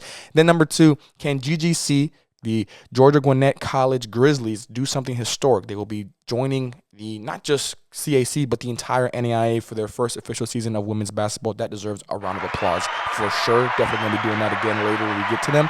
And then who is more exciting out of the presumed top 2 teams, Washington Adventist and Haskell? I think that's going to be a great conversation. Then we have our way to early tiers, Contenders, playoff locks at the door, and break right, all with 2 teams in each tier. Lex, hop right into it. Question 1. What is the nickname for this CAC? I've been talking long enough. I'm curious to see what you say, because 9 times out of 10, either you steal mine or you just you one up me and have it better. So I'm going to let you go first. I'm going to let you cook. What did you name the Continental Athletic Conference for the 2025-2026 season? This is the first time that I'll admit that I'm kind of stumped, because From what it looks like, this conference is 1 through 4 is interchangeable. 5, 6, and 7 are pretty separated. And based off of that, interchangeable by split of a hair. Genuinely, the conference itself can put up a fight. I want to say that this conference is very rebound heavy. So I would probably say this is a glass cleaning conference. I'm not against it, and I see where you're going with the numbers. So I'm gonna throw these two names out at you, these two nicknames, and you tell me which one you like better. So I went with kind of where you're going with, like, there's different versions and subcategories in this conference. I went with the upside down. Shout out to all my Stranger Things fans. The upside down, because you really don't know how things are gonna go, and kind of a better way of just saying the unknown conference, or conference that, predictability, all that kind of stuff. We've said those a few for other conferences, so I do want to kind of go a different route. I was like the upside down. I think it could be a world where, again, because you have a GGC, for example, they could come in and I think I don't know about you, but I think they could do something pretty historic in year one. Do something really, really great in the record books. But then I dug deep, my second round, my third round, going through these notes, and I noticed a trend. A lot of the top teams, and not just the top teams, but a lot of these teams have a core of seniors returning. So I was going to say that. What I went with, which I think I'm leaning more towards, the upperclassmen conference. I think this conference is going to be upperclassmen heavy. And we can talk about it. It's a perfect segue into our first two teams that we're going to preview here. We're going to jump down to question 3 because I kind of want to save GGC for the end, since they didn't have a season last year, and it'll be a quicker way to end the preview. Washington Adventist, the Shockers or the Shock? I think it's the Shockers. They had a great year last year. Again, they were close to winning the actual conference tournament. I think that they had a very good chance. They have returning Isabella Lau Gonzalez, first team all-conference member. You also have Desiree Colin Valles and Ty Queen. I'm going to talk about their stats, because obviously they put up great stats, and I think specifically Isabella, I'm really excited to see what she can do this year. But all 3 of them, juniors coming into their senior year. Now, it's not confirmed. Again, some of these we're going to be projecting a little bit, but if they are coming back, that's 3 seniors right there. We look over to Haskell. They have 3 seniors. We look over to Carolina. I'm going to skip because they have a new coach, and so things are going to be a little bit different there, so they're kind of the exception. But then you got Florida National. New coach, but presumed the only person really coming back that I saw from the roster was Fabiana Nieves. She's a junior coming into her senior year. Then you go over Morris. Wasn't able to find any stats on them, so we're not going to be able to preview them, unfortunately. But then you got Arkansa. 1, 2, 3, 4, 5 seniors coming back. And then Fisher, they are returning. Really, nobody's going to be a development year, in my opinion, and we'll deep dive to that. And then obviously GGC, don't really know much about that because they're not going to be too many seniors coming in for this year. So a majority of the teams that have returning groups are senior heavy, senior dominated. So I'm very curious to see where that comes into. But talk to me a little bit about the senior showcase. Oh my God, he won up me again. I thought I had him, y'all. I really did. The upperclassmen conference, he comes in with the senior showcase. Man, go ahead and talk about Washington Adventist. I'm mad now. You have Isabella Lujan Gonzalez, first team on conference, 15 points, 3 boards, 4 assists, 3 steals, on very efficient, 40% from the field, 80% from the free throw line. That's scary. And you have Darianis Colon Velez, 11 points, 7 boards, 2 assists, 3 steals, 34% from the field. Ty Queen, 9 points, 5 boards, 35% from the field. You have very strong core coming back to lead this Washington Adventist team and provide them with the recipe for success. They had a little piece of it this past season right there, but now they have the chip on their shoulders. They have the experience to where they can come in and really put up a fight this time. No, I think that is the perfect way to look at it. Again, they are losing, though. Bethany Fowler, second team all-conference member and DPOI from last season. She put up 8-5 with 3 steals on 39% shooting and 34 from the three-point line. And then Amani Ball, 14-8 on 50% shooting pretty much. Gonna be a hit, but I do think they're returning enough to be able to compensate for it. Now, again, the last question we're kind of talking about right now in this moment is Washington Adventist or Haskell. Which one are you more excited for? For Adventist, Isabel, 22 double-figure scoring games. She had 520 balls. She had 8 games with 3+ steals. She had 7 games with 4+ steals. Like, the girl's going to put up numbers. I think she's a Player of the Year candidate in the preseason for sure. I think she's going to put up a stat line that is going to replicate that. It's going to come down to me just winning. Who wins more from her and my other Player of the Year kind of contender that I'll talk about later. She also put up great playmaking ability, 9 games with 5+ assists. She was all over the place. My question for this team, and I'll let you talk about this in a minute as well, it's the offense. I think this team should be a better offense than they were putting up last year. Now, the defense was not bad. They held opponents to just under 67 points per game at 63.6. But they put up about 68.8, 69 points per game. My only concern is because you're losing 8 points from Bethany and 14 from Amani, you're returning a decent offensive group. I need someone to step up so we can talk about this offense being a 40% from the field, a 30, closer to 30% from a three-point line type of team. Because right now they were 37.5 on the field. They're 28.5 in the three-point line. It evens out to about a under 70 point per game team. I think this team has the ability to be above 70. I think this team should have the goal of doing that. And if they do that, the reason that they do that is because Colin and Queen have close to all conference seasons. I think, again, Gonzalez, she's a first-team lock. You can pen her in. You can do whatever you want. She's not going to move from there. Now, Velez and Queen can both make second team? Probably not. But I think Velez has the ability to do it, and then I think Queen has a serious case, and if this team is maybe the number 1 seed, we could see maybe 3 all-conference members join the postseason roster. That's my only not concern, and again, concern is not the word. It's just my only hesitation from calling this team the team to beat. I think they're the biggest threat to be the next CAC conference champions and regular season champions, but for me, it's the offense. Just something about that stat line did not sit well, and I felt like there was kind of an untapped potential, so to speak, for their offensive flow. Do you feel the same way, or are you looking at something else for this team? I'm looking at how they can make up the defensive presence that Fowler provided to them. Yes, you have Lujan Gonzalez and Cologne Velez averaging about 3 steals each, but for Fowler to be a defensive player of the year that you are missing this upcoming season, my concern leans towards how they can efficiently make that up where they can still be seen as that defensive threat.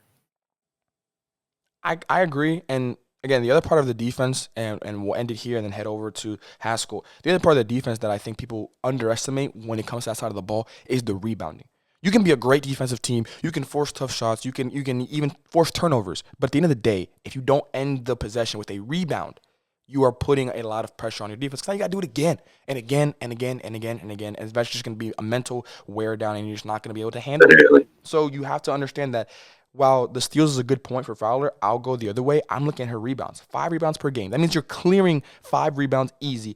You look at the 3 that we talked about. Gonzalez, she averaged 2.5 rebounds. She had 5 games with 5+ rebounds. It's not going to be enough. I'm going to need more from her. Then you look at Velez, 6.5 rebounds. Very good. She had 16 10+ scoring games, but only one 10+ rebound game. So you're going to have to find some type of way where I need all of them. Even Queen, she had 3 double-doubles this year. She was averaging 5 rebounds a game. I don't think she played that many games, if I remember correctly.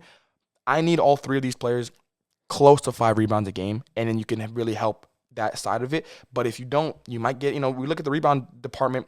Even with Fowler, they were losing the rebound battle 40-43. So now imagine her not on the team. That's going to be a tough hit for sure. So I'm looking at that as well. But this Washington team is very exciting. I think they're going to be a very good team in the CAC. Look over at their schedule. Nothing that jumps out. I mean, they've got Bryant and Stratton, Syracuse.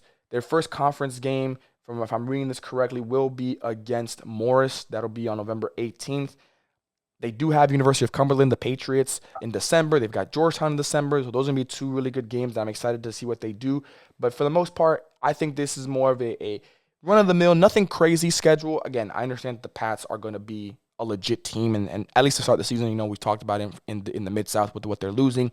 We got to wait and see, but they're going to bring in a lot of transfers. That they can do that with their pedigree and their ability to just attract talent like that, especially when you have a situation where you have a great team, you got an open slot. Some people are going to want to try and fill that slot and be the next big name on that program's history books. This team is going to be good. Washington is going to be a very formidable team. They're going to be a 1-2 seed. That's why this question is specifically with them. And with this next team that we're going to go over to now, Haskell. The Indians. CAC Conference champions. They were the 2 seed, maybe the 3 seed actually last year. I can't remember correctly. I think they're 3. You're returning 3. 3 seniors. Same number as Washington Adventist. You've got Mayona Dufinis, first-team all-conference member. You've got Tyrez Penn, second-team all-conference member. And then you've got combined. I'm combining them because I think that they're going to be very good in the totality of things. Angelina Astriga and T. Murray, 12 and 7 combined with 44% from the field. We just talked about Washington Adventist and what they're returning. Do you like more or less what Haskell's returning? Do you think that there is a world where they are your favorites, they're the team to beat? Because I do. I agree. I think bringing back Mayona, Tirza, Angela, and T. Ortea, I think bringing back that core, as they have already experienced success, it very much to set them up for continued success. Like I definitely see them repeating, and based off of what they're losing, that's recoverable in comparison to what Washington Adventist is losing. Losing Irving, Wakian, and Janae Kalama combined 11 points. Maybe a combined 30% from 3, combined 40 from the field. We can make that up. I think if Angela Astorga and T. Murray combine and really take a leap this year, they make up for what they're losing. Absolutely, and that's kind of why I wanted to put them together, because you mentioned combined, you're losing about 11 to 12. Combined with Angela and T, you're at about 12 right there, and that's just what they did last year. I'm assuming they're going to get a lot more opportunity this year with the openings that are going to be there on the roster. This is my favorite team. This is my team to be in the CAC for both the regular season and the tournament. Even if they finish the second seed or the third seed, they are still going to, because that's what happened last year. Last year they went on a run towards the end of the year, and they were able to get that automatic bid. I talked about the offense for Washington Adventist. For me, it's the defense now for Haskell. I do think Haskell got hot and their offense kind of rode, because if you look at the numbers, they averaged about 71 points per game last year. We just talked about Washington Adventist. They were at 68.8. You look at Carolina. Last year, they were at 69 points per game. You look at Florida National. They were at 70. You look at Arkansas. They were at 69. You look at Fisher. They were at 80, but their defense was not obviously on par with everybody. So you look at it, they were the best all-around team. But it was not by that much margin offensively. And defensively, they were giving up almost as many points they were allowing at 69.3. So my concern, for Washington Adventist with the offense, for Haskell, it's going to be the defense. Is there a specific stat you're looking at to where they need to kind of improve on defensively so that they can be able to bring that number now? It don't got to be that much, but I need to be 65. I think if you do that, you give yourself much more breathing room. But 16, basically, it's a one-possession game. That's what I'm looking at right now. 71, 69, it's a one-possession game. So is there a stat you're looking at defensively where you're like, we need to do better there so that way that number drops down a little bit? There's a couple. They're losing the rebound battle, and their turnover ratio is quite high, but they also give just as much. They just need to create more of a gap between all stats statistically, I would say. They're winning the shot selection battle, so to say, but I would still like it to be a little wider. That comes with your defensive presence. If you can crash the boards at a more efficient rate and handle the ball a little more carefully while still creating a defensive presence, that margin will increase by maybe 5 points, 5 numbers on all ends, and that'll solidify you to have that number one very comfortably. I like that point, and I'm going to even harp back on what you were saying with the field goal percentage. The team for Haskell was forcing opponents into 39% from the field. 39% from the field. But it was 26 from three-pointer. So what that tells me is you're guarding the three ball very well. Like under 30% as a team, that's very good. A lot of coaches are going to take that. I would take that. But they're still almost at 40% from the field, which goes to tell me that second line, that rotation on the one more, the help side, is where a lot of the disconnect is coming from. Because if I'm doing a good job at contesting the three ball, what's going to happen? They're going to put the ball on the deck, they're going to drive it hard, and they're going to make you have to rotate and bring that help side over.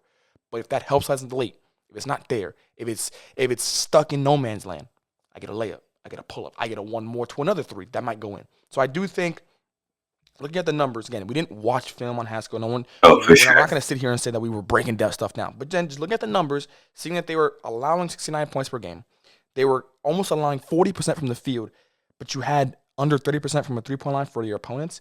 Something's not adding up, and I believe it's because the second line, the rotation was not on par with what they would like. Because even if you look at themselves, compared to themselves, 71 points per game, over 40% from the field, and over 32% from a three-point line. But you're only at 2 points above your opponents. So again, what is the disconnect? And I do believe it's going to be that. It is the three ball helped keep their numbers low, but it wasn't by much. For sure. It was not by much. So I think it's going to be a battle of offense and defense between these two teams. I do think these are the two teams to beat if you're the other teams in the conference. And then within the two of them, I'm going to go with Haskell. Are you going with Haskell or are you going with Washington Adventist for a more exciting team that you think is going to be the front runner next year? I'm going with Haskell as well. The one thing I will say is the difference in their stats and why they may have such a close range. You went with the route where that rotation isn't as strong as one would like it to be. I'm going on the fact that they're losing the rebound battle is so bad that it can be easily projected as second chance opportunities. That can make a very clear difference. To be down 5 boards just about per game between a points per game margin less than 2. That shows me that you force them to shoot a bad shot from the 3. Yeah, sure. But you're not crashing the boards consistently enough to be able to continue your possession. So that you're allowing easy buckets down there, which is why that opponent's field goal percentage is so high, in my opinion. I like that. Again, that. no film, but I like you bringing that up because I do think that's a good point. We talked about it being a one possession game pretty much. That rebound is what we're anything one possession, you're looking at rebound battles, turnover battles, that kind of stuff. So I do like where that point comes into for sure. Again, we're running with Haskell, but Washington Adventist is right there. We don't think it's a gap, but we're gonna give the credit to the reigning defending conference tournament champions in Haskell. Now we move over to question 3, or the final question I should say for this preview. GGC. We'll go right to them because we're not going to talk, not much to talk about them, but we'll talk about them. They're going to be the first team they're going to be their first season, I should say, for not just the CAC, but the entire NAIA, bringing on women's basketball and men's basketball. Again, round of applause for that. We love that. I talked about it the previous part with Caleb. So many schools that are shutting down, so many schools that can no longer participate past this year. It's great to see new schools coming in, especially schools like GGC, a storied program in the athletic world of the NAIA in softball, in baseball, and all these other sports. It's glad to see that they're going to finally get their women's basketball side of things. Just a few notes on them, and then we'll go on to where we feel like they might fall. Can they do something historic is the question word for word this year in the GGC and in the CAC. When I say historic, what I mean is, can they make the postseason as a 4 seed? We're not going to go to 3, but as a 4 seed. All right. And last year's 4 seed was, I believe, Florida National. Might have been one of the teams that is no longer there. But that range right now. That's the question that we're going to leave out there to the universe. We'll deliberate, and then we'll come back to it at the end to kind of give our direct answers to everything once we preview all the other teams. Again, for the quick notes on GGC, again, they announced that they were going to have men's and women's basketball back on the 18th of April in 2024. Their coach will be Tori Woolley. Congratulations to Coach Tori to be presumed the founder and the first face of this program. And then you've got their roster breakdown: 5 freshmen, 1 sophomore, 6 juniors. So again, a good win now roster into a possible next year could be a really good year, as well as great development with 6 underclassmen, so to speak. So I think this team is going to be very, very well formatted and very well put together. They do have their schedule up. Their roster is up as well. Their schedule, they've got a few good games. They do have Spartanburg Methodist on here. They've got Bluefield. Lindsey Wilson's a great one. They've got Johnson. You scroll down a little bit longer, Montreat. Their first conference game, if I'm looking at this correctly, it is going to be on December 18th at Carolina. And then they've got Washington Adventist and then Haskell. Very tough start. You know, you're looking at 2-3 of the top teams from last year's CAC. So very good on them to be able to schedule hard. I like that. I can appreciate that in your first year. You've also got Reinhardt down there at the bottom towards the end of the year. So this team, they built a schedule that I think is a perfect balance between winnable games. There's a lot of winnable games on here for you as a first-year program, but there's also some games that you might be able to sneak up some wins on. You might be able to sneak up some wins on and get some momentum going in your favor. But we go now to the rest of the conference, and then we'll go back to our overall question of where we think GGC will fall and if they can do something historic, again, meaning that they'll be a 4th seed or higher this year. Carolina, going to keep the claps going. New head coach, Hannah Latiwas. She is going to be taking over at Carolina and North Carolina. The Bruins, they're losing a lot. I'm gonna let you talk about what they're losing before we talk about what they're going to be bringing back / kind of focusing on this year. But they did finish their first full season in the NAIA last year, so congratulations again to them. A lot of congratulations going on in this conference right now, so we appreciate that for sure. But talk to the people at home about what they're losing, because they are losing a significant amount going into 25-26. You're losing 2 second-team all-conference members immediately, as well as 2 strong puzzle pieces in this Carolina core. You're first losing Felicia Ondongo, second-team all-conference, 12 points, 7 boards, 38 from the field, 31 from the 3. You're losing Leasia Matthews, second-team all-conference, 12 points, 3 boards, 2 assists, 35% from the field, a little under 30 from 3 with 29%. Bianca Gonzalez, 11 points, 4 boards, 33% from the field, 32 from 3, 81% from the free throw. And Nadia McDowell Jackson, 10 points, 4 boards, 34% from the field, 31 from 3. As a first year in the NAIA, very strong start. I like it. I like it a lot, actually. This is what we would kind of define as historic, especially with the competition that was in the JC last year. Do I still like it? I don't know. This team had a solid year last year. Again, for like you mentioned, for a first year, they were actually very well. They were very well put together. They were a team that could do something. I'm gonna give you a quote from Coach Hannah. She said, "Looking to make positive change and build a culture." What that tells me is she's looking for the future. This is not going to be a quick turnaround. I'm not saying it's gonna be a bad year, but there might be a couple years coming up here where we're more focused on who we're bringing in, what we're doing inside the locker room, what we're doing in practice, building that foundation to eventually lead to the wins. They're bringing in 12-plus newcomers, 12-plus. So they're pretty much bringing back a whole new roster. This is the recruiting class for this conference. I think it's a very safe thing to say. This is a new era. This could be, forget the recruiting class. This is just a new era, flat out. All across the board, this is going to be going into fully, all right, we're here. We are an NAIA institution. We are going to focus on trying to develop a winning program here for women's basketball. They do have 3 returning players, but 2 of them aren't really players. Janiyah Mitchell, looking at her to be a leader. Only 6 returners coming back next year, including her. She's got to be one of the upperclassmen that are going to help lend a hand in creating the foundation for Coach Hannah and the future generations to come of Bruins. But then you've also got, you mentioned her at the end there, Nadia McDowell Jackson, and another former player from last year's roster, Shatsia Gordon. Both of them are coming back as GAs. Speaking from experience, it's a great thing to have a player turn GA It happens a lot. I think the NAIA is very good at doing that. I've always given them credit as all institutions across the board in all sports, not just basketball, but football, soccer, volleyball, whatever the case may be.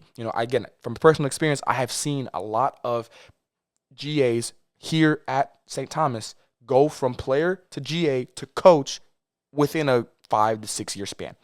I always like to say the NAIA looks out for their own. So if you've been around the program a lot and you've been doing these type of things, they will reward you for your loyalty, for your hard work, and your dedication. So I do think that's a great thing. And again, I think it's worth a round of applause, absolutely, for what they did.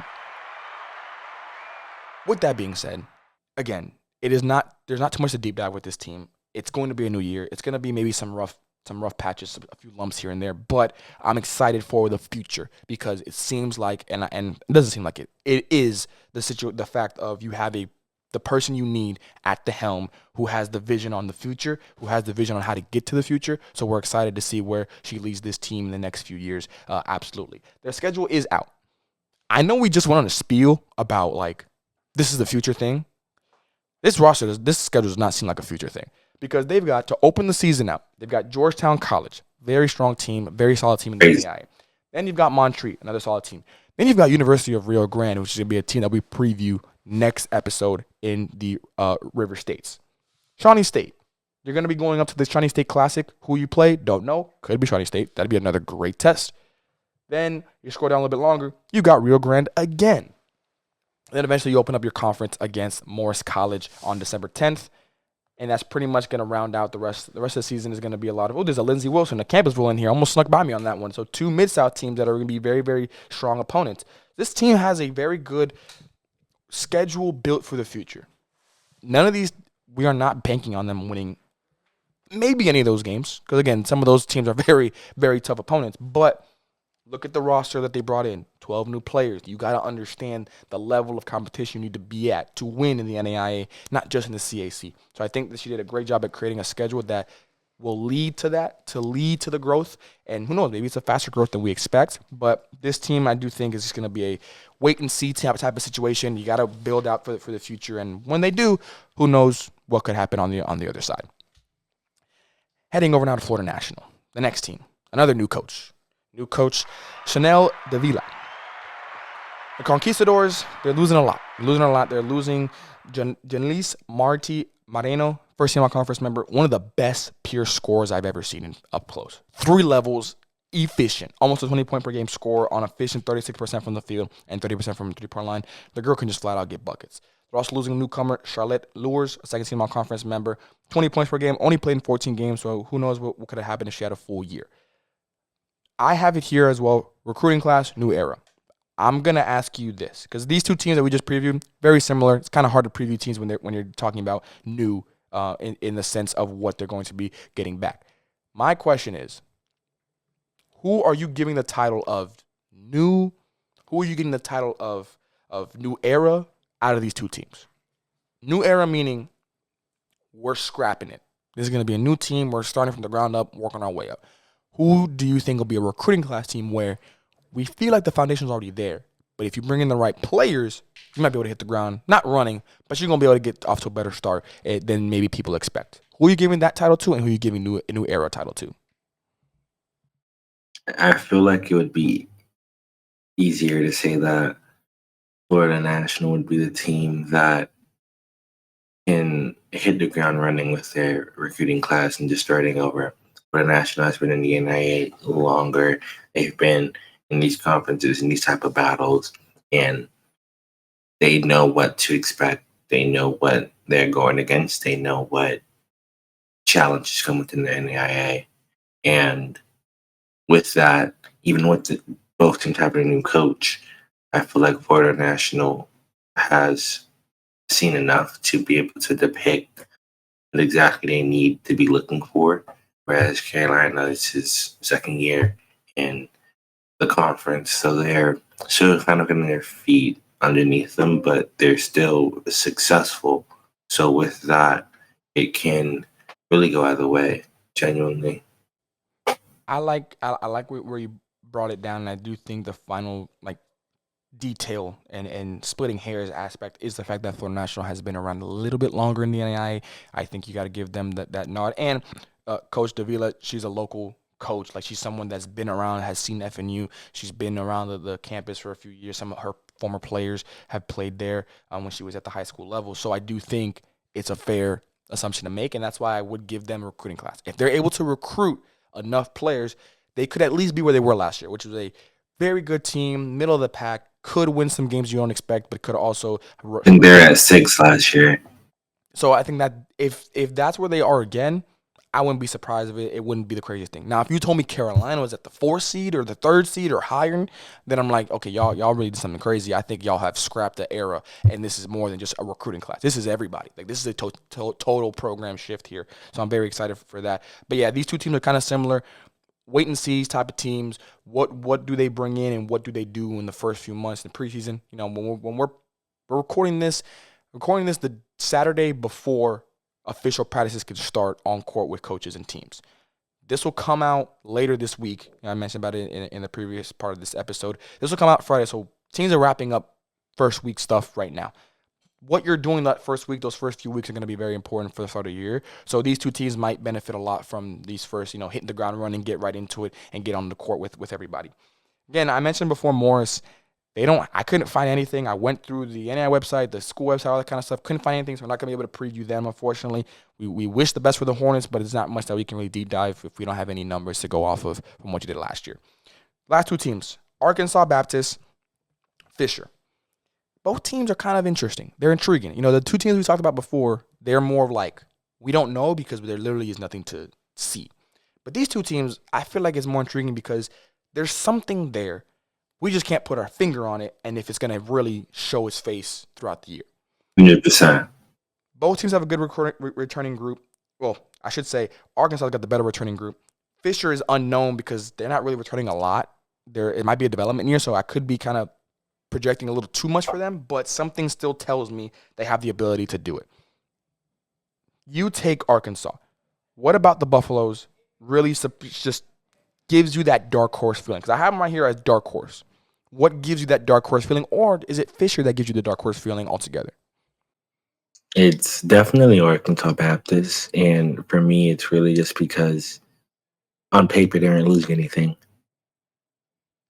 They had a bit of a rough year last year, for sure. But being able to bring back 9 solid pieces that helped you understand what exactly you have to do, who you're going against, bringing that back into this year, they're hungry. And with that, I think that can really help them separate between the bottom half of the conference. So now sneaking into top in a 8 seed conference, top 5, top 4 even. There's similar to what we talked about with Washington Adventist. Granted, I do think Washington's a better team. There should be a better offense in this Buffaloes team than what they put up last year. 100%. Over 50 points per game at 52.9. I'll give you 53. But you're returning, I'm going to go down the list here. You're returning Ariel Jefferson, 15 points per game. Jade Fry, 13 points per game. Chastity Woodward, 7 points per game. 8 points per game. Sherelle Dorton, 7 points per game. Aisha Kenner, 6 points per game. That should be a better team. Now, I will say those 5 players that I just mentioned, I'm going to run down the number of games that they played. 20 for Ariel, 15 for Jade, 19 for Chastity, 20 for both Dorton and Kenner. So I don't think you played that much. You didn't play a full year. That plays a factor into things. That plays into a situation of continuity, chemistry. The defense wasn't horrible. It was pretty average, I would say, pretty much allowing 70 points per game. But I think the offense can be better. I'm looking at Ariel Jefferson, lead the team a little bit more on offense, 16 double-figure scoring games, 320 balls. I think she can have probably an all-conference season, at least second team. She also had 6 double-doubles and 2 20-10 games. This team does lead. They are my dark horse team for sure. They are the team that if they figure it out, you don't want to see them in the postseason. Am I saying that they could make a run at it? No. But I think they could upset somebody in the postseason if they get in that first round and they're hitting their ground running and hitting all cylinders. This team could be very, very just scary overall because of what they have. Nothing to lose, but everything to win. For Fisher, they are similar to Florida National and to Carolina. The only difference is they have their coach coming back. So there's always a level of when you have someone coming back that didn't have a great year last year. They didn't have a great year. We're not going to sugarcoat it. You know what you need for the future. You know you've been around the game long enough. You know what you're looking for. I am very intrigued at what they bring in. They are my main recruiting class team. I talked about Florida National and Carolina. They're more new era. Like, they're both new eras, but I just kind of wanted to see where they kind of fall in those categories. But Fisher is the recruiting class because there's no new era. Yes, you can say new era with players, but that's just recruiting class. Recruiting class, from one year to another, a recruiting class can change their whole program's trajectory. It's just the way the game works. 100%.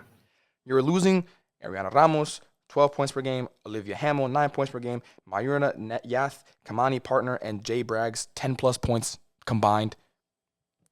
It's a clean slate. You go out and you find either young players that you think can come out and contribute right away. You can get some transfers. You can get a little bit of both. This is my unknown team because their recruiting class, again, could change year to year, and I just think that's a very safe way to put it overall and what we're looking at this year. Do you have anything else to kind of talk about with this Fisher team, or do you think it's really just comes down to this could be the recruiting class that changes the trajectory of this program? And you know what? I'll say I think that what stat would you like them to change aside from offense? We already know that that's in the defense, but what stat from the other sides of them do you really want them to see to change in this recruiting class coming in? there's a couple big ones, honestly. And genuinely, I would say the biggest one would be the turnovers. I think losing that turnover battle by almost half is detrimental to anybody's success. But one thing that I cannot ignore is that 13% from the three. I think that this group needs to find their niche and kind of stick with it. If 3-point shooting isn't your strong suit, that is perfectly fine. Go body to people in the paint. If the offense isn't your strongest suit, turn your defense into offense. Go on a fast break. Create open looks for yourself. You just kind of have to find your niche and lock it in. I think that with a seasoned coach coming back from a bad season, that they've already looked at the drawing board and kind of already considered what they kind of want to focus on and harp on. So the hope is this season, the floor for you genuinely is to pick a hustle and stay with it. No side hustle. This is your main hustle. Figure it. Oh, for sure. Let's run the streets with this. This is our territory. I like it. I think that's going to come down to it. Again, recruiting class is going to be very, very important, but it could be, again, one recruiting class can change everything in a program, any sport, really. Their schedule is out. Nothing crazy in their non-conference slate. So we're going to go right to their conference. January 18th, according to this, if I'm reading it right, is their first conference game. That'll be against Washington Adventist. Then they got at Carolina. Then we got versus Morris, and they will round out the rest of the season with their conference teams. Before we head into our way too early tiers, let's circle back to the beginning of the question. This question was focused on GGC.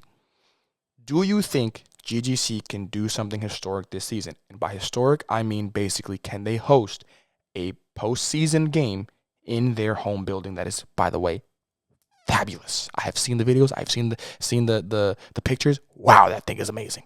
Do you think that they can do that? Yes, and why? Or no, and why? I think yes, but I want to say that the safe option would be it's not necessarily because of what they can do. I think it's because of what everybody else is not doing.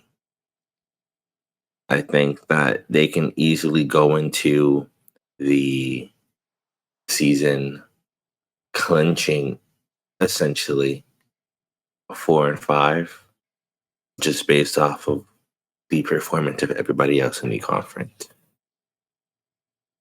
Again, that's a very, very risky thing to say because it's literally a coin toss, but that's just how I see it. I'm not mad at it. And again, we know how we operate at this point. You're gonna be like logistics guy. I'm going to be the emotional one. I'm here for the sentiment. Give me it all. Give me the 4 seed. Give me the first round. And give me a win, too. I'm going on a limb right now. GGC will win. If they're in the postseason and they're hosting a opening round, I don't care who the opponent is. I'm rocking with GGC for that game. Give me it all. If that doesn't happen, you have to dye your hair. What is it with you and trying to physically change me? First the tattoos, now it's dyeing my hair. What's next, bro? What's next? This is crazy. I don't appreciate this. I don't appreciate this. And doing it on air is crazy. But yes, I do think this team can do it. I am agreeing with what you said, though. It's more on the conference. I think the conference is going through a lot of turnover. I think you've got 2 new coaches. You got more teams that probably are looking at unknowns. We couldn't even preview one of these teams because we couldn't find any numbers and stats on them. So this team in GGC has the ability to just get plopped in and hit the ground running. I think they're going to be again, that first year vibes. And I don't know how many people out there, I hope a lot of them, are watching the WNBA this year. The Golden State Valkyrie, inaugural season, first expansion team to make the postseason in their first season. They're going to be hosting. There were so many people that want to go watch the Valkyries play this year in the postseason game, that they actually had to move their home. It was supposed to be a home game. They had to move it to another arena that's like 45 minutes away to be able to accommodate for all the people coming to watch the games. So that just shows you that it's possible. I'm gonna give this GGC team kind of the Valkyries treatment here. Don't let them get hot now. Don't let them do that, because if they do, they could mess around and do something very, very impressive and very, very historic in the record books. So I'm very excited to see them. I'm rocking with the Grizz. I know Lex is too, maybe for different reasons and maybe to different levels, but we're both rocking with the Grizzlies. So let's go do a Grizz. But that's gonna do it for our conference preview for the CAC. Now we will head over to our way to early tiers, like we always do. Contenders, playoff locks at the doors, and break rights. Lex, I just want to let you know, Caleb does agree with the way you broke it down. He was laughing. He enjoyed it. It was a great time for him. For those who don't know what I'm talking about, contenders are tattoos. Teams we feel can or will win the conference and or tournament championships. Then you've got playoff locks. Those are your Sharpies. We feel like they're going to be in the postseason. Maybe not a top seed, but they're going to be in there nonetheless. And you've got at the door teams we feel like could win the postseason, could just miss out on the game. Those are your erasable pens. And your break rights are your teams with no lead. Teams that we feel like it's got to go right for you to make the postseason. He really liked that one a lot. That one really tickled him a little bit. He was laughing at that one for sure. We're going to start there. Break right.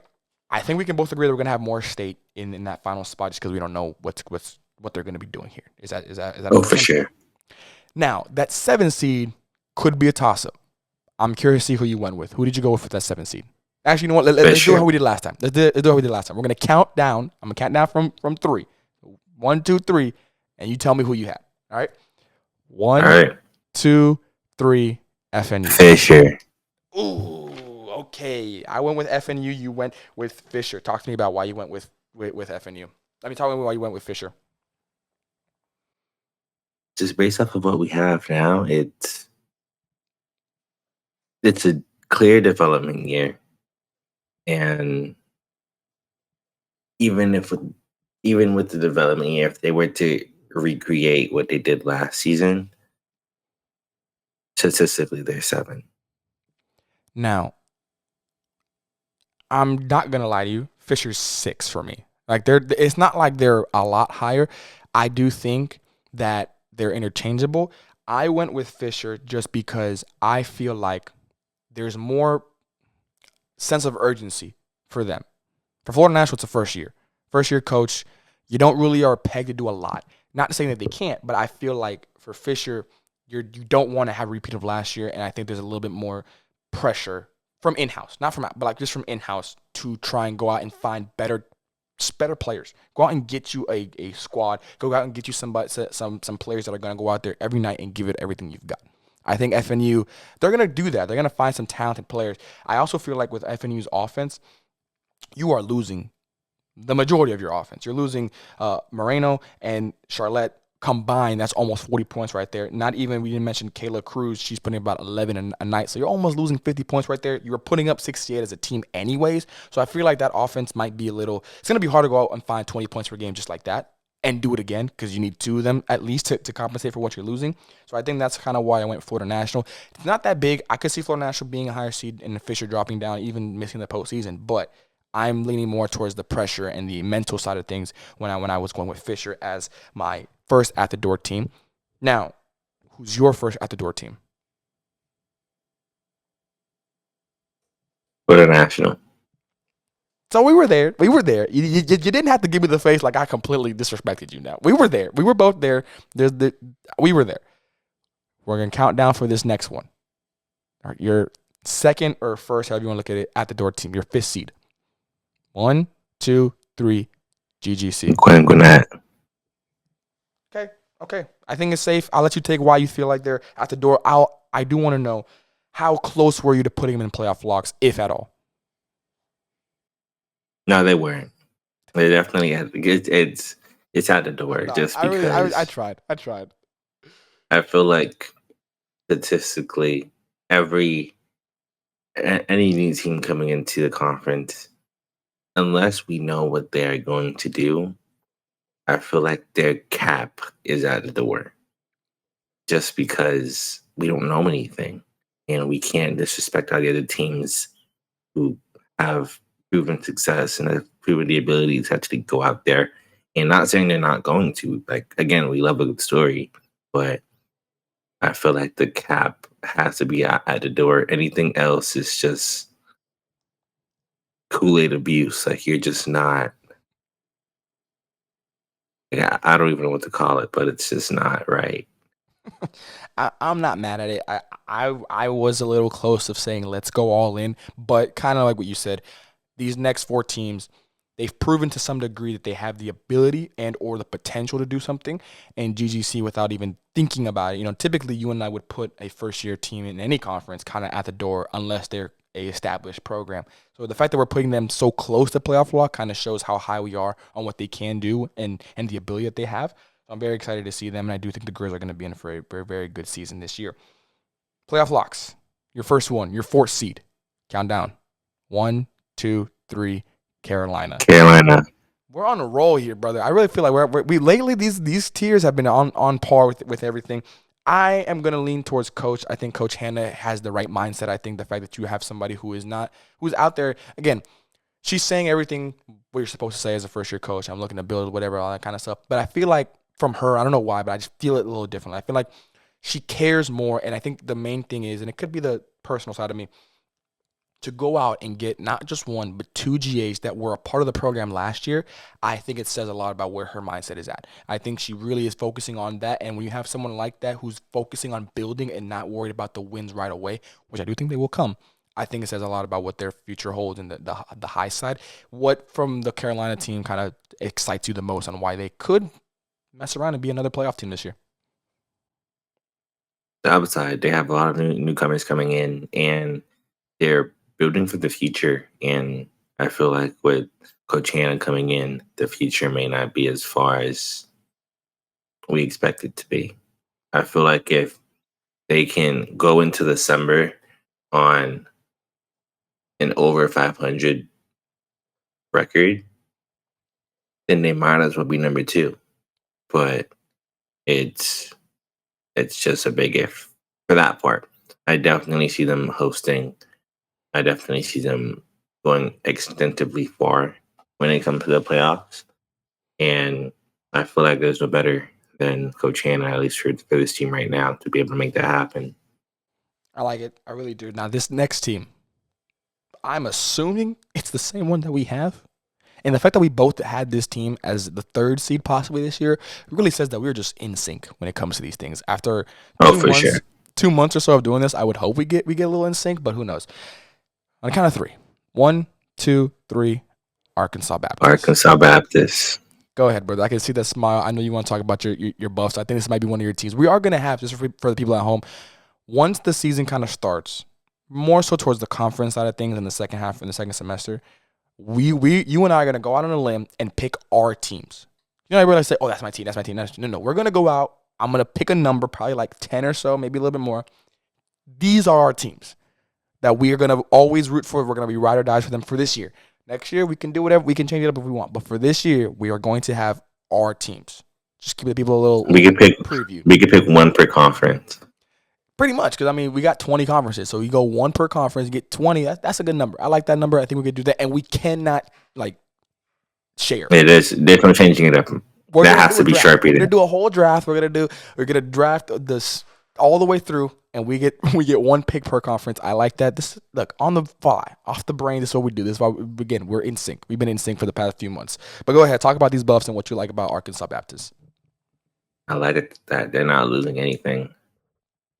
It's the same core coming back, and with the conference taking a hit in the conference having a sense of a rebuild year, having the same core, the same recipe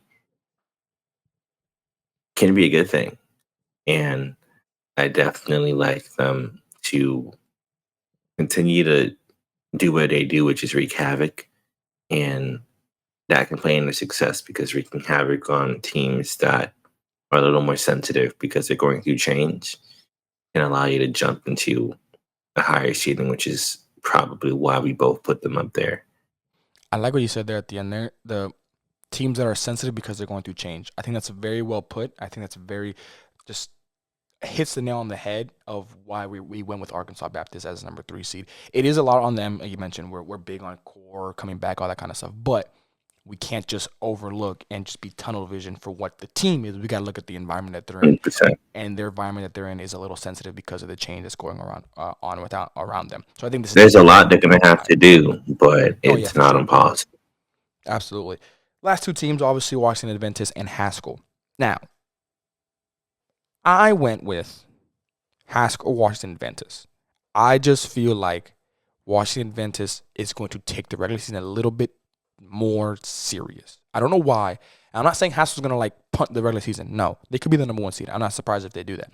But I just feel like Washington Adventist has a chip on their shoulder that's bigger than Haskell's. I do think Haskell's still the team to beat. So when the conference comes around and, if things hold kind of what we predict that they will be, I'm going to say Haskell is the favorite to win the conference tournament. But I just feel like the chip on their shoulders from Washington Adventist will lead to their number 1 seed. Do you agree, or are you going Haskell and Washington Adventist? Haskell's number 1 for sure. I definitely think that I'm not budging with that. I think Haskell is the team to beat. I think Haskell has the recipe for success, and I see them 2 beating.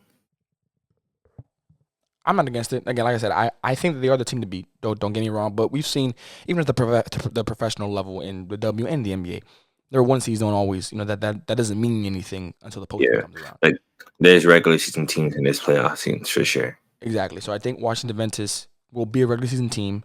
If they are a postseason team, it'll be on them and what they do at that time of the year. But I think Haskell has proven that they don't need the number 1 seed to feel that level. They did it last year without being the number 1 seed. They can do it again. And you and I both think that they are the team to beat to have to go through the CAC, so to speak. So that's going to do it for our way too early tiers list. We'll recap them right here real quick so everybody can remember what we did. I'll go first, Lex. Give you a second here to get your notes ready. So for me, my break right teams in order from bottom up: Moore State, Florida National. Then for at the door, I went with Fisher and GGC. Then my playoff locks were Carolina and Arkansa Baptist. And like I just mentioned, my contenders are going to be Haskell and Washington Adventist. Lex. We got Morris and Fisher at break right. We also then have Georgia Gwinnett, and I think we went Carolina.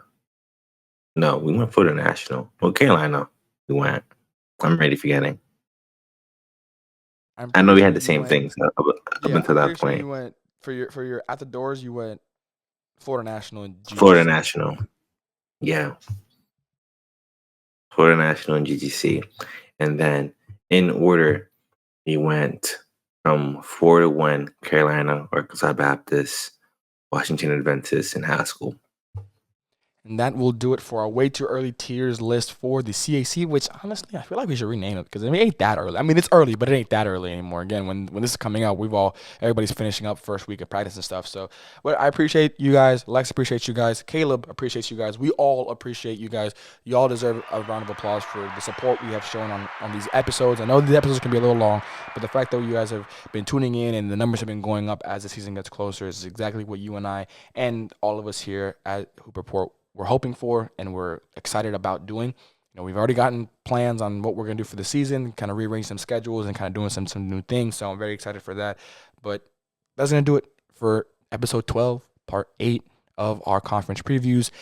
Lex, we've done 8 previews. We've done 8 parts, 16 teams. We got 4 teams left. We are on the home stretch, brother. Can you believe it? We made it this far already. That's crazy. I know you and I are waiting on one specific conference, and I specifically put them at the end so that we can really have something to look forward to at the end there, because I know this can be a little daunting at times. But we've got 4 conferences left: the AAC, the River States, the HBCU, and the Sun. You guys are coming up next. But until then, we appreciate you guys. We thank you guys for everything. Make sure you guys like, comment, and subscribe, and we will catch you in the next one.